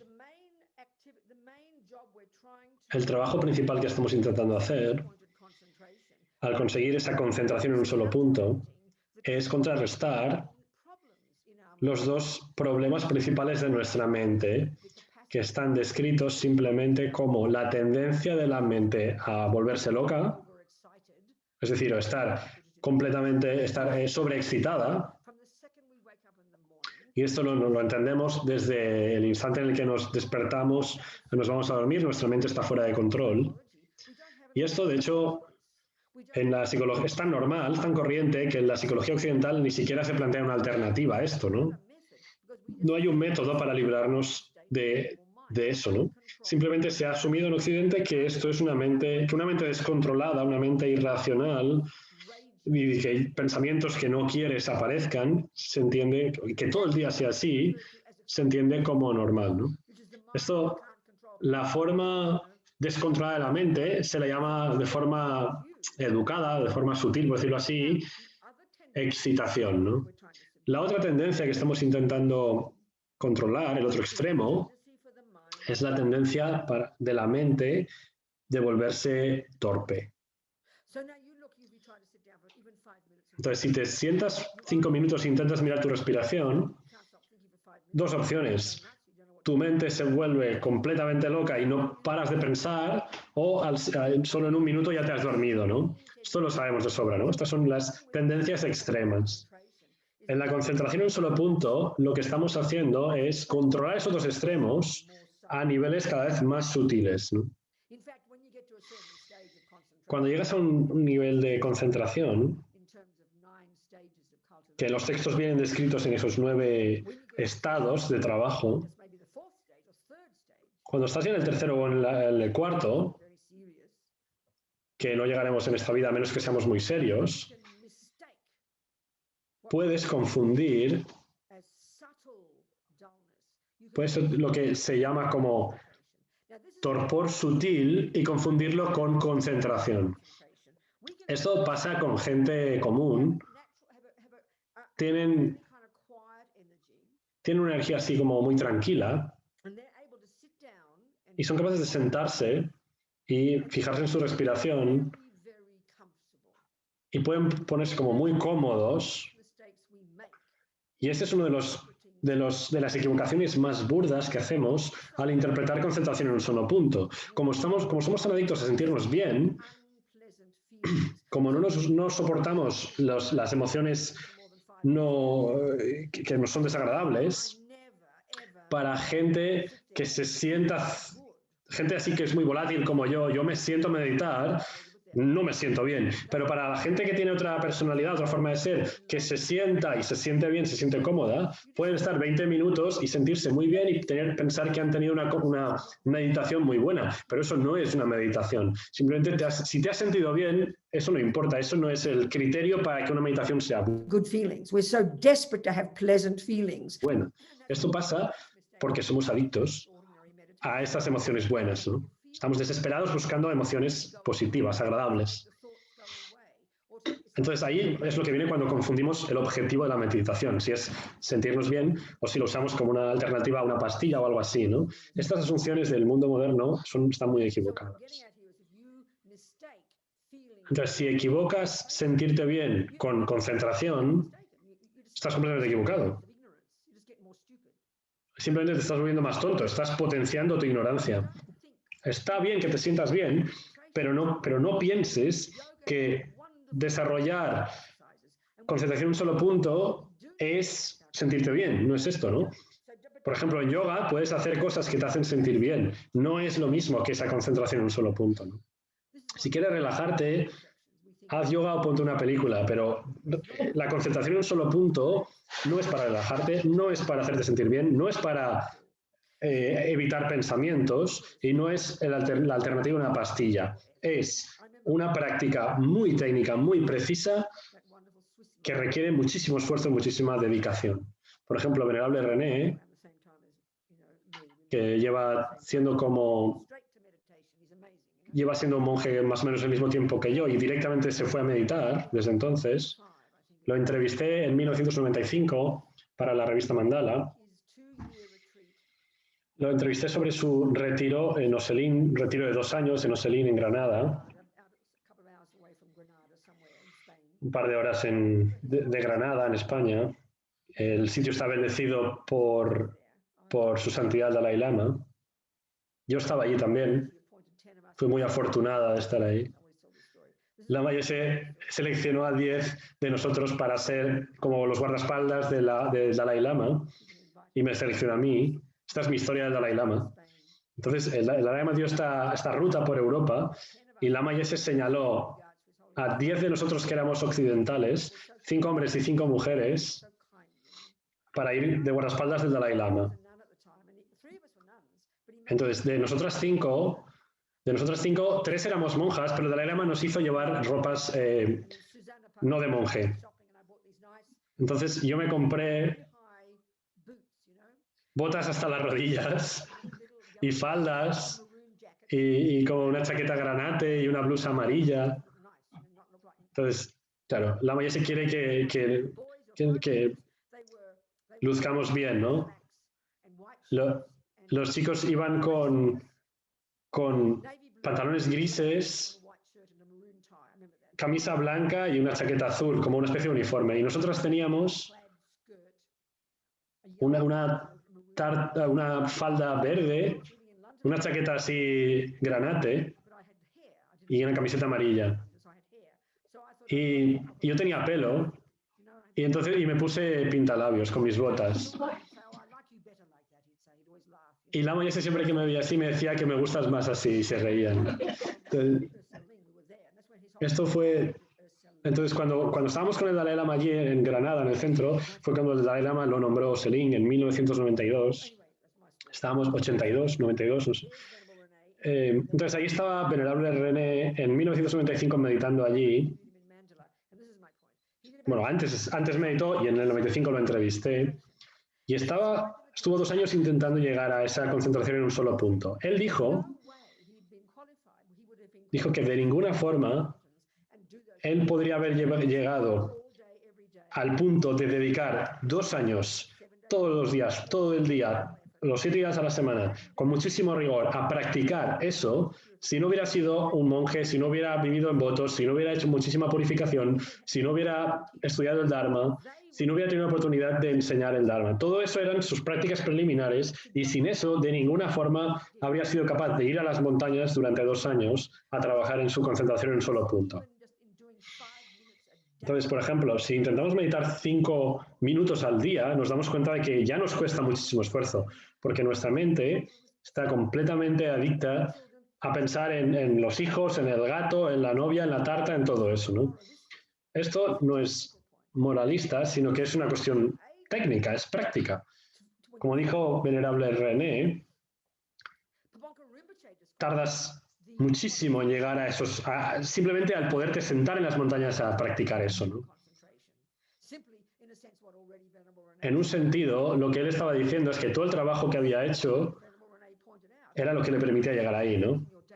Si tienes un montón de cosas en tu día a día, si tienes comida y pensiones y hipotecas y trabajos y animales y hijos, ¿cómo vas a sentarte más de 5 minutos sin que tu mente se vaya loca, ¿no? Tienes demasiadas cosas en las que pensar. Es uno de los puntos.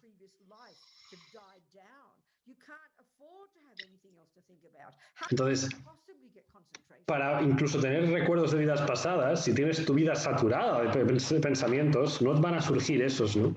Y para tener concentración tienes que también calmar esos de antes, ¿no? Tienes que tener no interés en la comida, ni siquiera en el sexo, ni en películas, ni en casas, ningún tipo de preocupación así. No lo penséis como algo, como un castigo, que si lo tienes te castigan, ¿no? No es así. Simplemente es como si quieres ser tenista profesional, juegas a tenis 7 días a la semana, 8 horas al día, entonces no puedes tener un trabajo, no puedes estar cuidando del perro, del gato, de los hijos, no vas a llegar a ser Federer si tienes todo eso. No es que eso esté mal, pero si quieres dedicarte completamente a algo, con ese objetivo a largo plazo en eso, tienes que sacrificar todo lo demás. No es una cuestión moralista, sino práctica. Entonces, en la entrevista dijo varias cosas.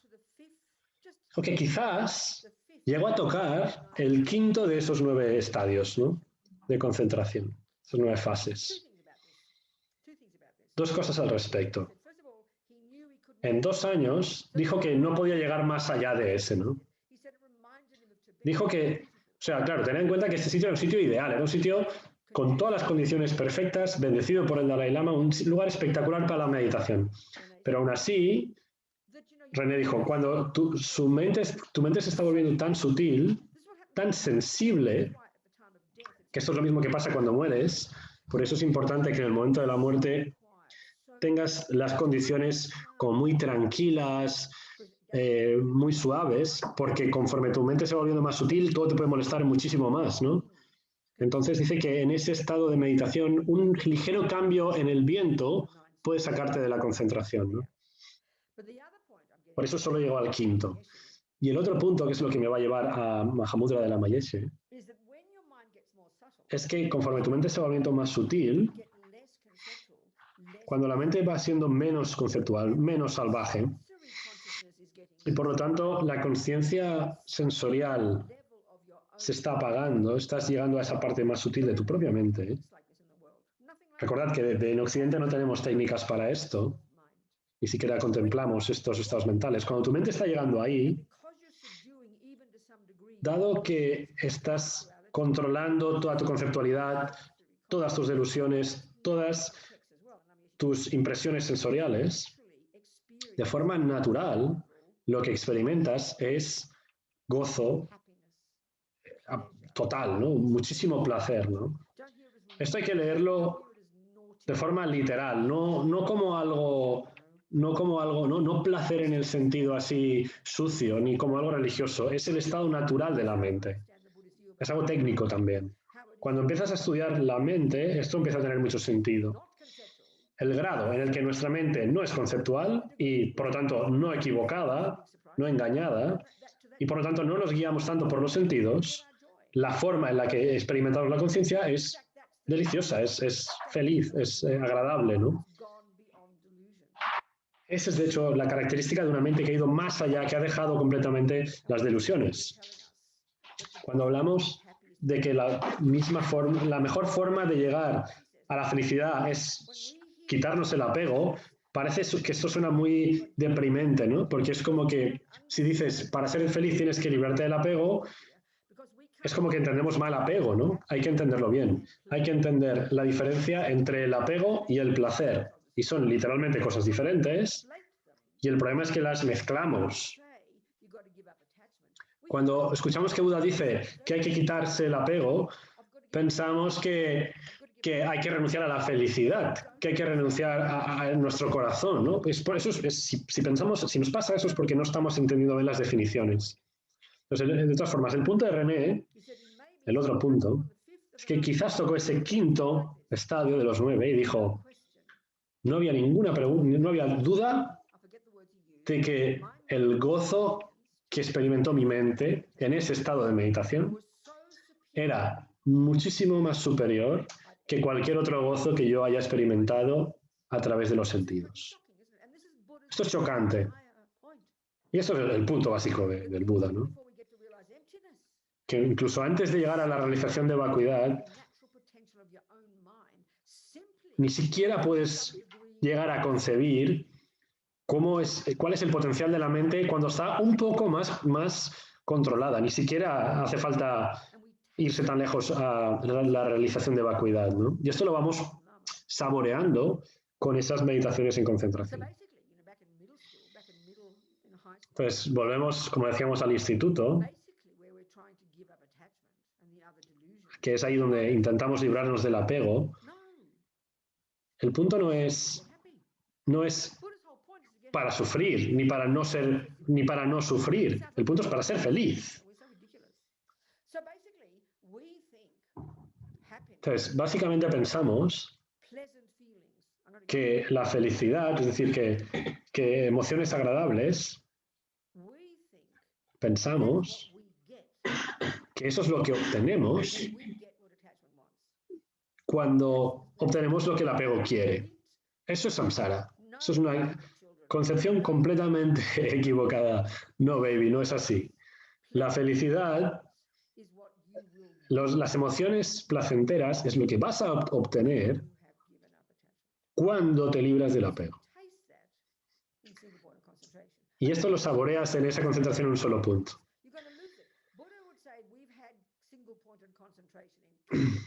Buda diría que hemos tenido una concentración en un solo punto durante muchísimas vidas, en muchísimas incontables, pero si no lo utilizas, si no utilizas esa concentración en un solo punto para liberarte de ese aferramiento al ego, la vas a perder y vas a seguir en samsara.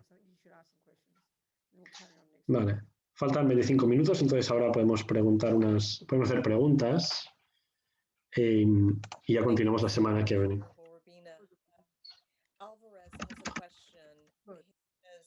Venerable Rabina mentioned dependent arising has 3 levels: gross, subtle, Yeah. and most subtle. That's In right. my course at FPMT, those 3 levels are also attributed to consciousness. So what is the relationship Vale. here? La pregunta va sobre el hecho de que hay 3 niveles de originación dependiente y también tres niveles de sutileza de la mente. ¿Qué relación hay entre ellos, no? La única relación entre originación dependiente, esto es ya la respuesta, entre la originación dependiente y la mente es pues, que la mente tiene que concebir la originación dependiente. De esto hablaremos más adelante.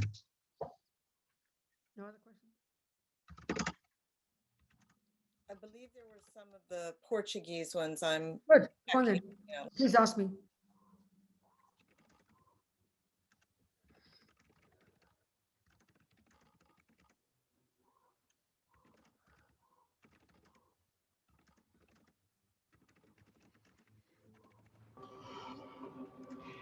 No, sorry, Rebecca. I just wanted to say that if someone have to ask questions in Portuguese, I can help translating them for Okay. Venerable Rabina. There's no questions, everybody. Well, that's okay. I can carry on then. If there's no questions, that's fine.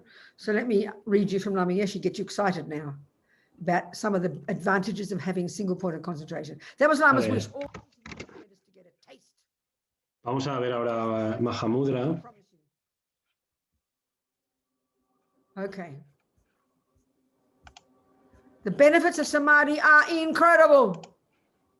So the word shamatha is the name of this technique, and it's the end result. It's called calm abiding. Samadhi is meaning concentration, and there are different levels of concentration. And I don't know. Vale, entonces, So forget that. There are subtler levels of. hay muchos niveles diferentes de esta concentración. Entonces, mente en calma o calma mental es como se define, es la palabra que damos a todo este proceso. Entonces, Kabonka Rinpoche hace una explicación muy técnica de esto, pero entonces, para llegar a la realización de Mahamudra, es esta palabra sánscrita que significa sello mayor. No sé quién se inventó este término. Los textos... Esto viene de un texto que es un comentario, un texto de Panchen Lama del siglo VII. Esto es una técnica secreta, la más avanzada, que se daba solo de forma secreta. Y finalmente Panchen Lama lo escribió como un texto. Es un método, Mahamudra simplemente es un método para tener la realización de vacuidad. Y está basado en los dos tipos de meditación. Concentración y la de... Bueno, Vipassana, ¿no? La de realización. Se llama sello mayor porque todo lo que existe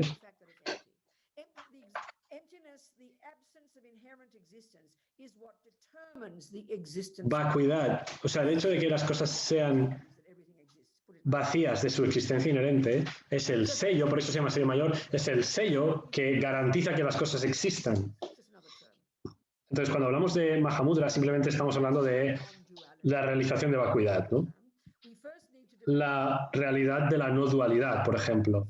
Primero, hay que desarrollar calma mental. ¿Por qué? No es una cuestión moral, sino que cuando tienes esa calma mental, has accedido de alguna forma a un microscopio para mirar la mente. Entonces, tenemos que lograr esta concentración en un solo punto que es indestructible. A veces se llama concentración en un solo punto, concentración en un punto singular, concentración singular. Es una especie de mente, de rayo láser mental, que es como un microscopio en tu mente. En sánscrito esto lo llamamos samadhi. Shamatha es la técnica que te lleva al samadhi, ¿no? En general es muy difícil llegar a la realización de la no dualidad, no porque se esconda de nosotros, sino porque nuestros conceptos son demasiado gruesos. En otras palabras, si tú ves la taza como rosa, es muy simple. Si tú ves la taza como rosa, la realidad es que es negra. El negro no se está escondiendo de ti, el negro está ahí, te está mirando a la cara, pero como tu concepción equivocada la pinta de rosa, no puedes ver el negro. Esto es lo mismo. La vacuidad de existencia inherente es lo que caracteriza todo lo que existe en forma convencional. No hay nada que pueda no estar vacía de existencia inherente, ¿no? Estas palabras suenan muy intelectuales. Lo que sea de forma necesaria, todo está mirándonos a nosotros mismos de esa forma, por decirlo así. La taza que estamos mirando, este termo,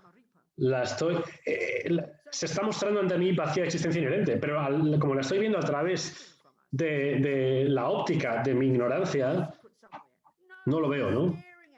La vacuidad no se esconde en ningún sitio, está por todas partes, está justo delante de nosotros. Pero tenemos esas concepciones equivocadas tan gruesas delante de nosotros, capas y capas, no somos capaces de verlo. Podemos decir de forma literal que nos vuelven ciegos estas concepciones equivocadas. Si te enfadas con alguien porque crees, por ejemplo, que te ha robado tu dinero, aunque de hecho te haya robado el dinero, como tienes en tu mente esta visión de que me ha robado el dinero y la estás viendo a través de la óptica del enfado, no eres capaz de ver que es una buena persona, por ejemplo, ¿no? No estás viendo la verdad, ¿no? Te estás montando, lo que estás viendo es una historia que tú has construido, ¿no? Entonces, lo que viene a decir el Buda es que todas estas mentiras, que están completamente programadas en nuestra mente, que ni siquiera nos damos cuenta de que están ahí, simplemente pensamos que lo que vemos es real, esto es lo que nos paraliza. Esto es lo que nos retiene en samsara. Entonces, el punto no es que no veamos la vacuidad porque se esconde, sino porque nuestras concepciones equivocadas nos previenen, ¿no? Por eso hay que tener esta claridad sutil, esta concentración sutil. De otra forma, no podemos darnos cuenta no podemos librarnos de ese aferramiento al ego, ¿no? Samadhi es la fuente de la liberación. Sin un samadhi perfecto no hay forma de liberarse del samsara y no hay forma de alcanzar la iluminación. No hay excepción. Seamos cristianos, musulmanes, hindúes o budistas, para cortar la mente dualista hay que tener esa mente en calma. Un momento, por favor.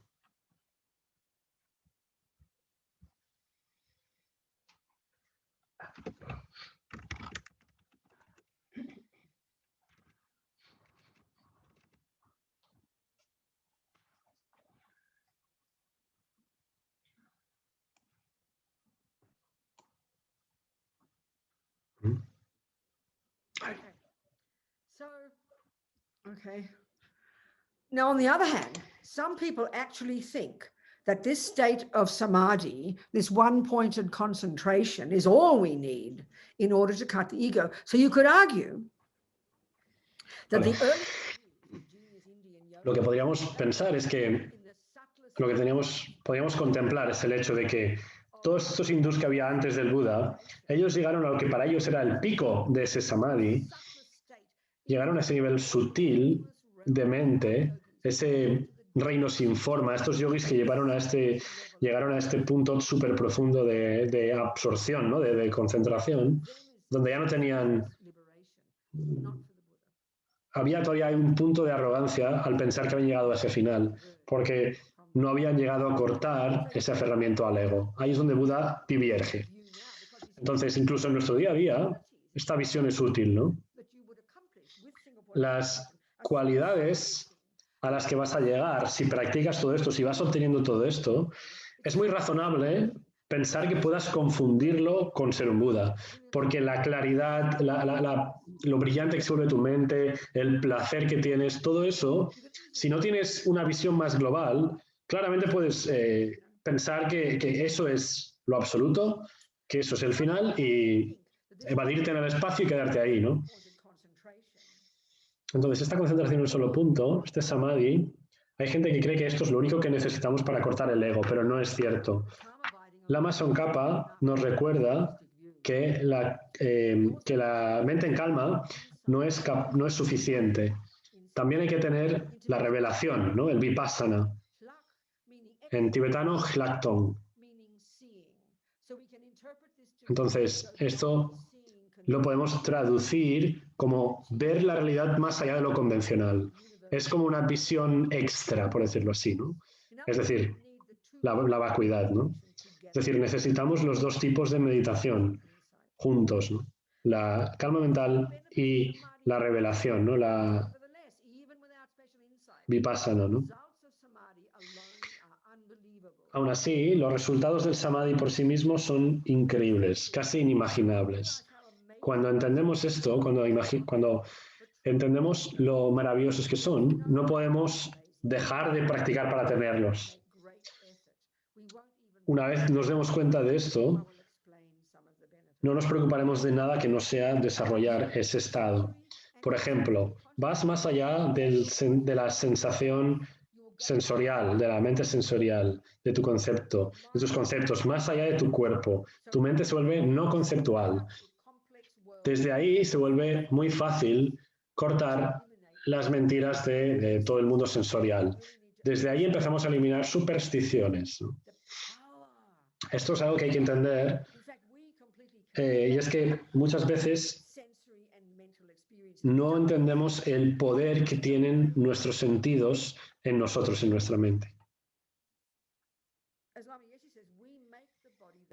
Como dice la Mayese, hacemos del cuerpo el jefe, porque somos muy adictos a eso. Incluso en nuestra visión en Occidente, lo que solemos pensar es que yo soy el cuerpo. Prestamos atención extra al cuerpo y a nuestra experiencia sensorial. Ni siquiera muchas veces nos fijamos en la mente que hay detrás, ¿no? Porque los sentidos están muy presentes. En el milisegundo en el que los sentidos tienen una experiencia desagradable, nos sentimos ya como si salvajes, ¿no? Nos enfadamos o lo que sea. Hay que distinguir entre estas, ¿no? Pero quiero terminar el texto de Mahamudra antes de terminar hoy. Este es un punto muy importante. Esto es fundamental para conocer tu propia mente. La parte sensorial y la parte mental son radicalmente diferentes y le damos demasiada importancia a la sensorial. Un ejemplo, por ejemplo, muy simple.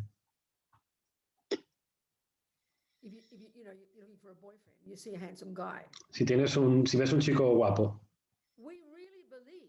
realmente creemos que mis ojos, mi conciencia visual está viendo un chico guapo. Esto es una broma, esto es ridículo.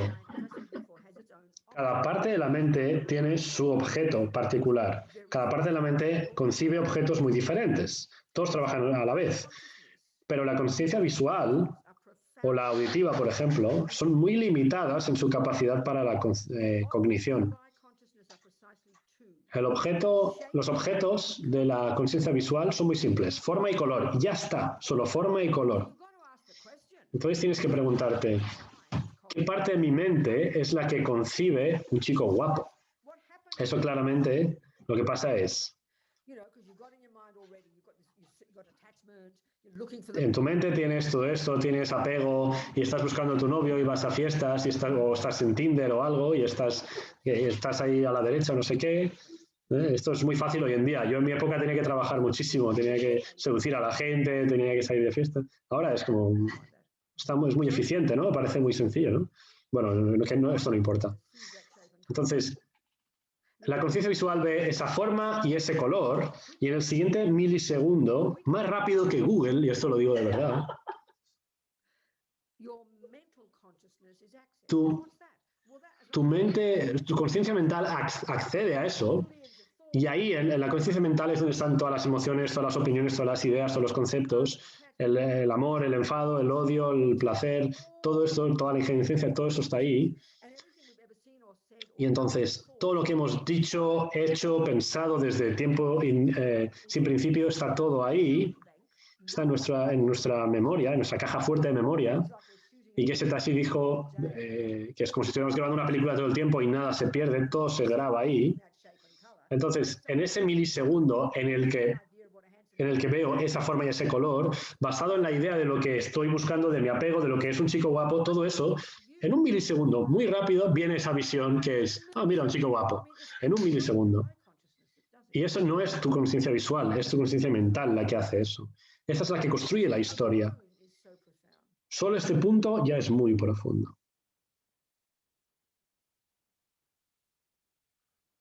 So now your senses are subdued. Entonces, si desarrollas calma mental, tus sentidos se calman de una forma, llegas a un punto tan unificado en el que tu mente es tan sutil, tan aguda, que rápidamente puedes eliminar los pensamientos dualistas, puedes tocar realidad, puedes tocar la realidad tal y como es, ¿no? Y cuando no estás en meditación, puedes fácilmente gestionar tus delusiones sin problema, sin error, de forma infalible. Pensadlo, ¿no? Por un instante. En nuestro día a día vamos arrastrados por esta locura en nuestras cabezas y solo vemos la punta del iceberg. Y asumimos que es incontrolable, asumimos que es normal y no tenemos en el mundo occidental técnicas para controlar todo eso. ¿Puedes imaginar cómo sería tener control sin esfuerzo sobre cada milisegundo que tienes, cada pensamiento que tienes en cada milisegundo? Ese es el potencial que tenemos. Es inimaginable, ¿no? Es inconcebible, suena como ciencia ficción. Siguiente beneficio del Mahamudra, está leyendo del texto, experimentas placer de forma natural. Cuanto más concentración tienes, es decir, cuanto más sutil es tu mente, es decir, cuanto menos tus conceptos y tus sentidos están involucrados, o lo menos que estén involucrados, lo más integrado estás. Entonces, desde ese punto, más placer, más gozo vas a experimentar. Y esto es literal. Estas palabras de Lama Yese son literales. Yo siempre digo que el Lama Yese ya nació siendo un hippie, porque él no sabía inglés, él nació sin saber inglés y su gramática era un desastre, pero aún así tenía ya estas palabras, así desde los 60 ya sabía cómo hablar a nosotros, con estas palabras que comunicaban perfectamente hacia nosotros, ¿no? Cuando tengo que editar sus enseñanzas, todavía no me lo explico, ¿no? Es inconcebible la habilidad que tenía para comunicar todo esto, ¿no? En los primeros niveles de la práctica, esos niveles de gozo son físicos, pero conforme te vas quitando las capas de conciencia burda, que son tanto la sensorial como la conceptual, entonces dejas de percibir los objetos de los sentidos, has cerrado la puerta a la superstición.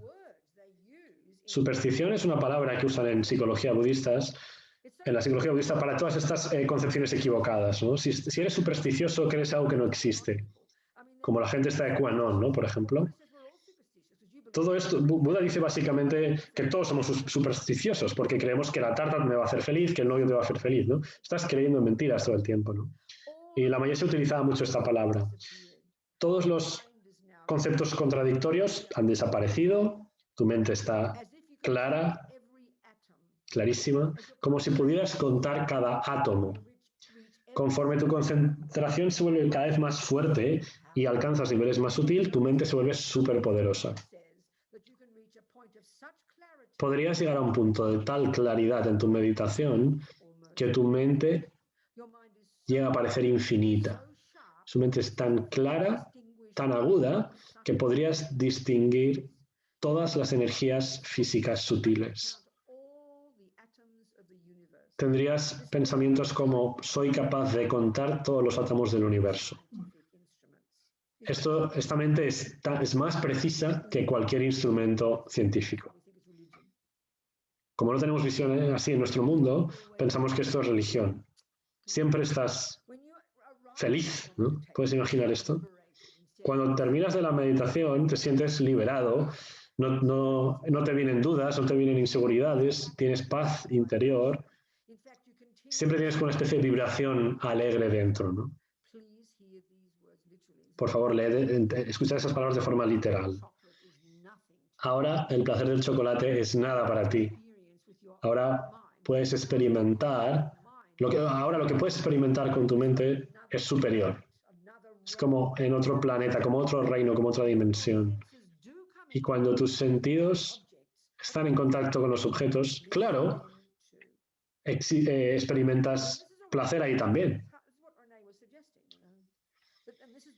Esto es muy poderoso, esto es lo que René sugería, y esto es el punto budista, ¿no? Esto es nuestra naturaleza verdadera. Aquí estamos empezando a saborear esta naturaleza nuestra, ¿no? Propia.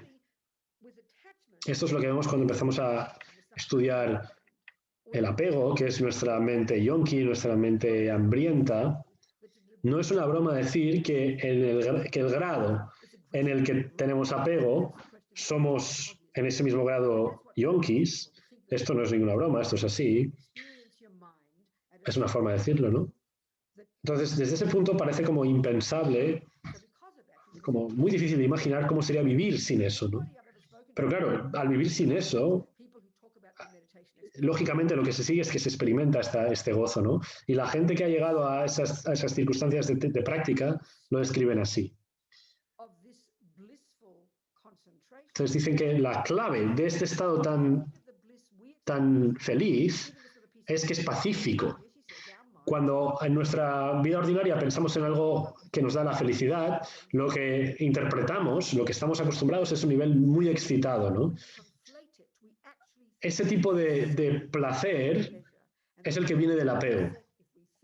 Por eso, y ahí es cuando se nos mezcla todo, por eso nos enfadamos cuando escuchamos que tenemos que librarnos del apego.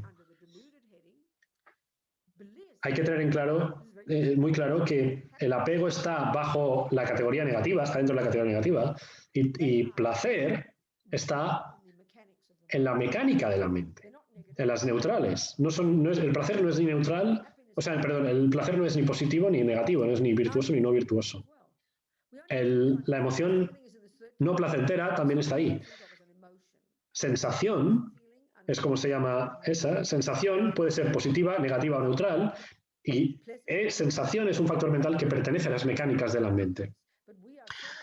Sensación placentera o no placentera simplemente son otras palabras para felicidad o no felicidad. Pero como somos tan adictos a pensar que el mundo exterior es la causa de todo eso, pensamos que el sufrimiento está en el novio malo.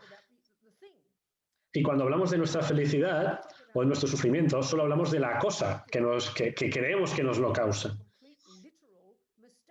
Esto es literalmente un error total. Placer es la mente. Felicidad es la mente.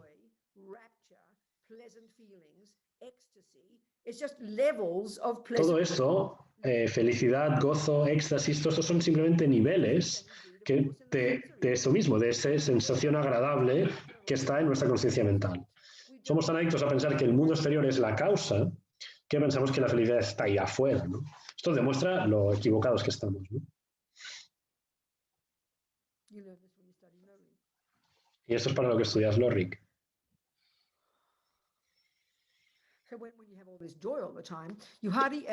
Entonces, cuando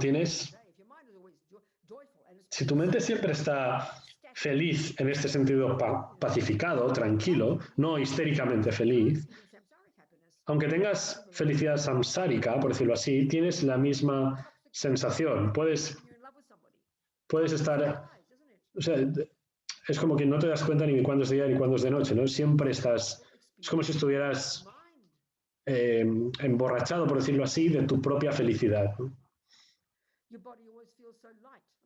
Tu cuerpo parece ligero. Cuando estás fuera de la meditación, la energía pesada de tu cuerpo desaparece. Tu cuerpo parece un cuerpo nuevo, ligero, como si fuera nuevo, como si pudieras volar, como si no tuvieras cuerpo.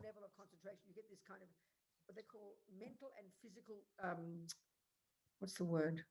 Somebody.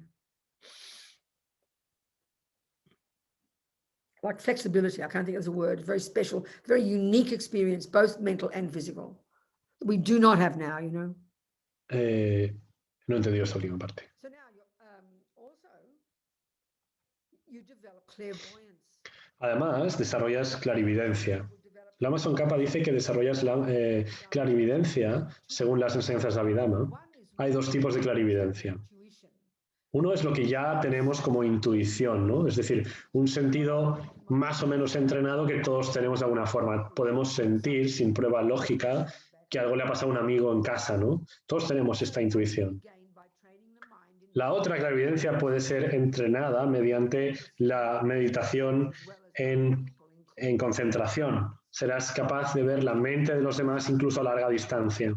Al principio lo experimentas como un sueño, pero lo más que desarrollas la concentración es como si lo ves más claro, lo vas viendo cada vez más claro, como si estuvieras ahí en persona. Este tipo de clarividencia no es una imaginación, sino que es real en presente, no una fantasía. Esta es la función que en Tantra se refiere como conciencia sutil. Siempre que soñamos, esta es nuestra conciencia sutil. Y hay gente que en sus sueños tiene un montón de experiencias clarividentes, ven el futuro, el pasado, etc. Pueden tener experiencias de salirte del cuerpo. No es que la mente salga del cuerpo, pero sí que es la sensación de que sí que es tu mente yendo más allá de tu cuerpo, sin irse del cuerpo, ¿no? Si tu mente sale de lo conceptual y de lo sensorial, no tiene límites. Esta mente no necesita el cerebro y por eso no se puede ver, ¿no? Y por eso muchísimos científicos, gracias al trabajo del Dalai Lama durante las últimas décadas, están trabajando en todo esto, en la mente desde ese punto de vista. Vale, eso es suficiente por hoy, para manteneros intrigados. Vale, esperamos hasta la semana que viene. Entonces, meditad, leed el libro de Lama Yeshe, Mahamudra, si queréis. Mahamudra es una forma bastante específica de llevar a cabo estos dos tipos de meditaciones.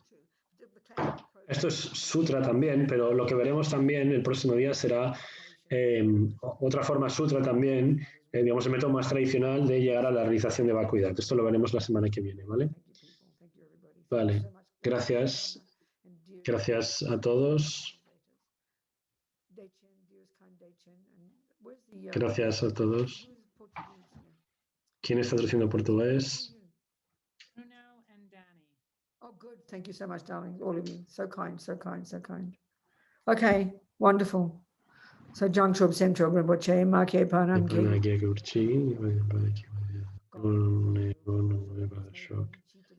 Esto significa que la bodhicitta, esta gran aspiración de solo ser un beneficio para los demás, sin parar ni un instante, que esto crezca en los corazones de todos. Y dedicamos pensando que estas semillas que hemos plantado, que las cultivamos, las alimentamos desde este momento en adelante, para que eventualmente se manifiesten y que nos lleven a la budeidad, para desde entonces realmente ser capaces de ayudar a los demás. Esto es a largo plazo. Y regocijémonos en nuestro progreso, en nuestra mente feliz, es decir, no feliz cuando nos sentimos feliz, sino feliz en el sentido de que estás haciendo un esfuerzo, de que estás trabajando en ello y estás intentando ser una persona virtuosa. Tienes que entrenar, sentirte feliz a ese respecto, ¿sí? ¿Vale? Amor para todos. Gracias a todos.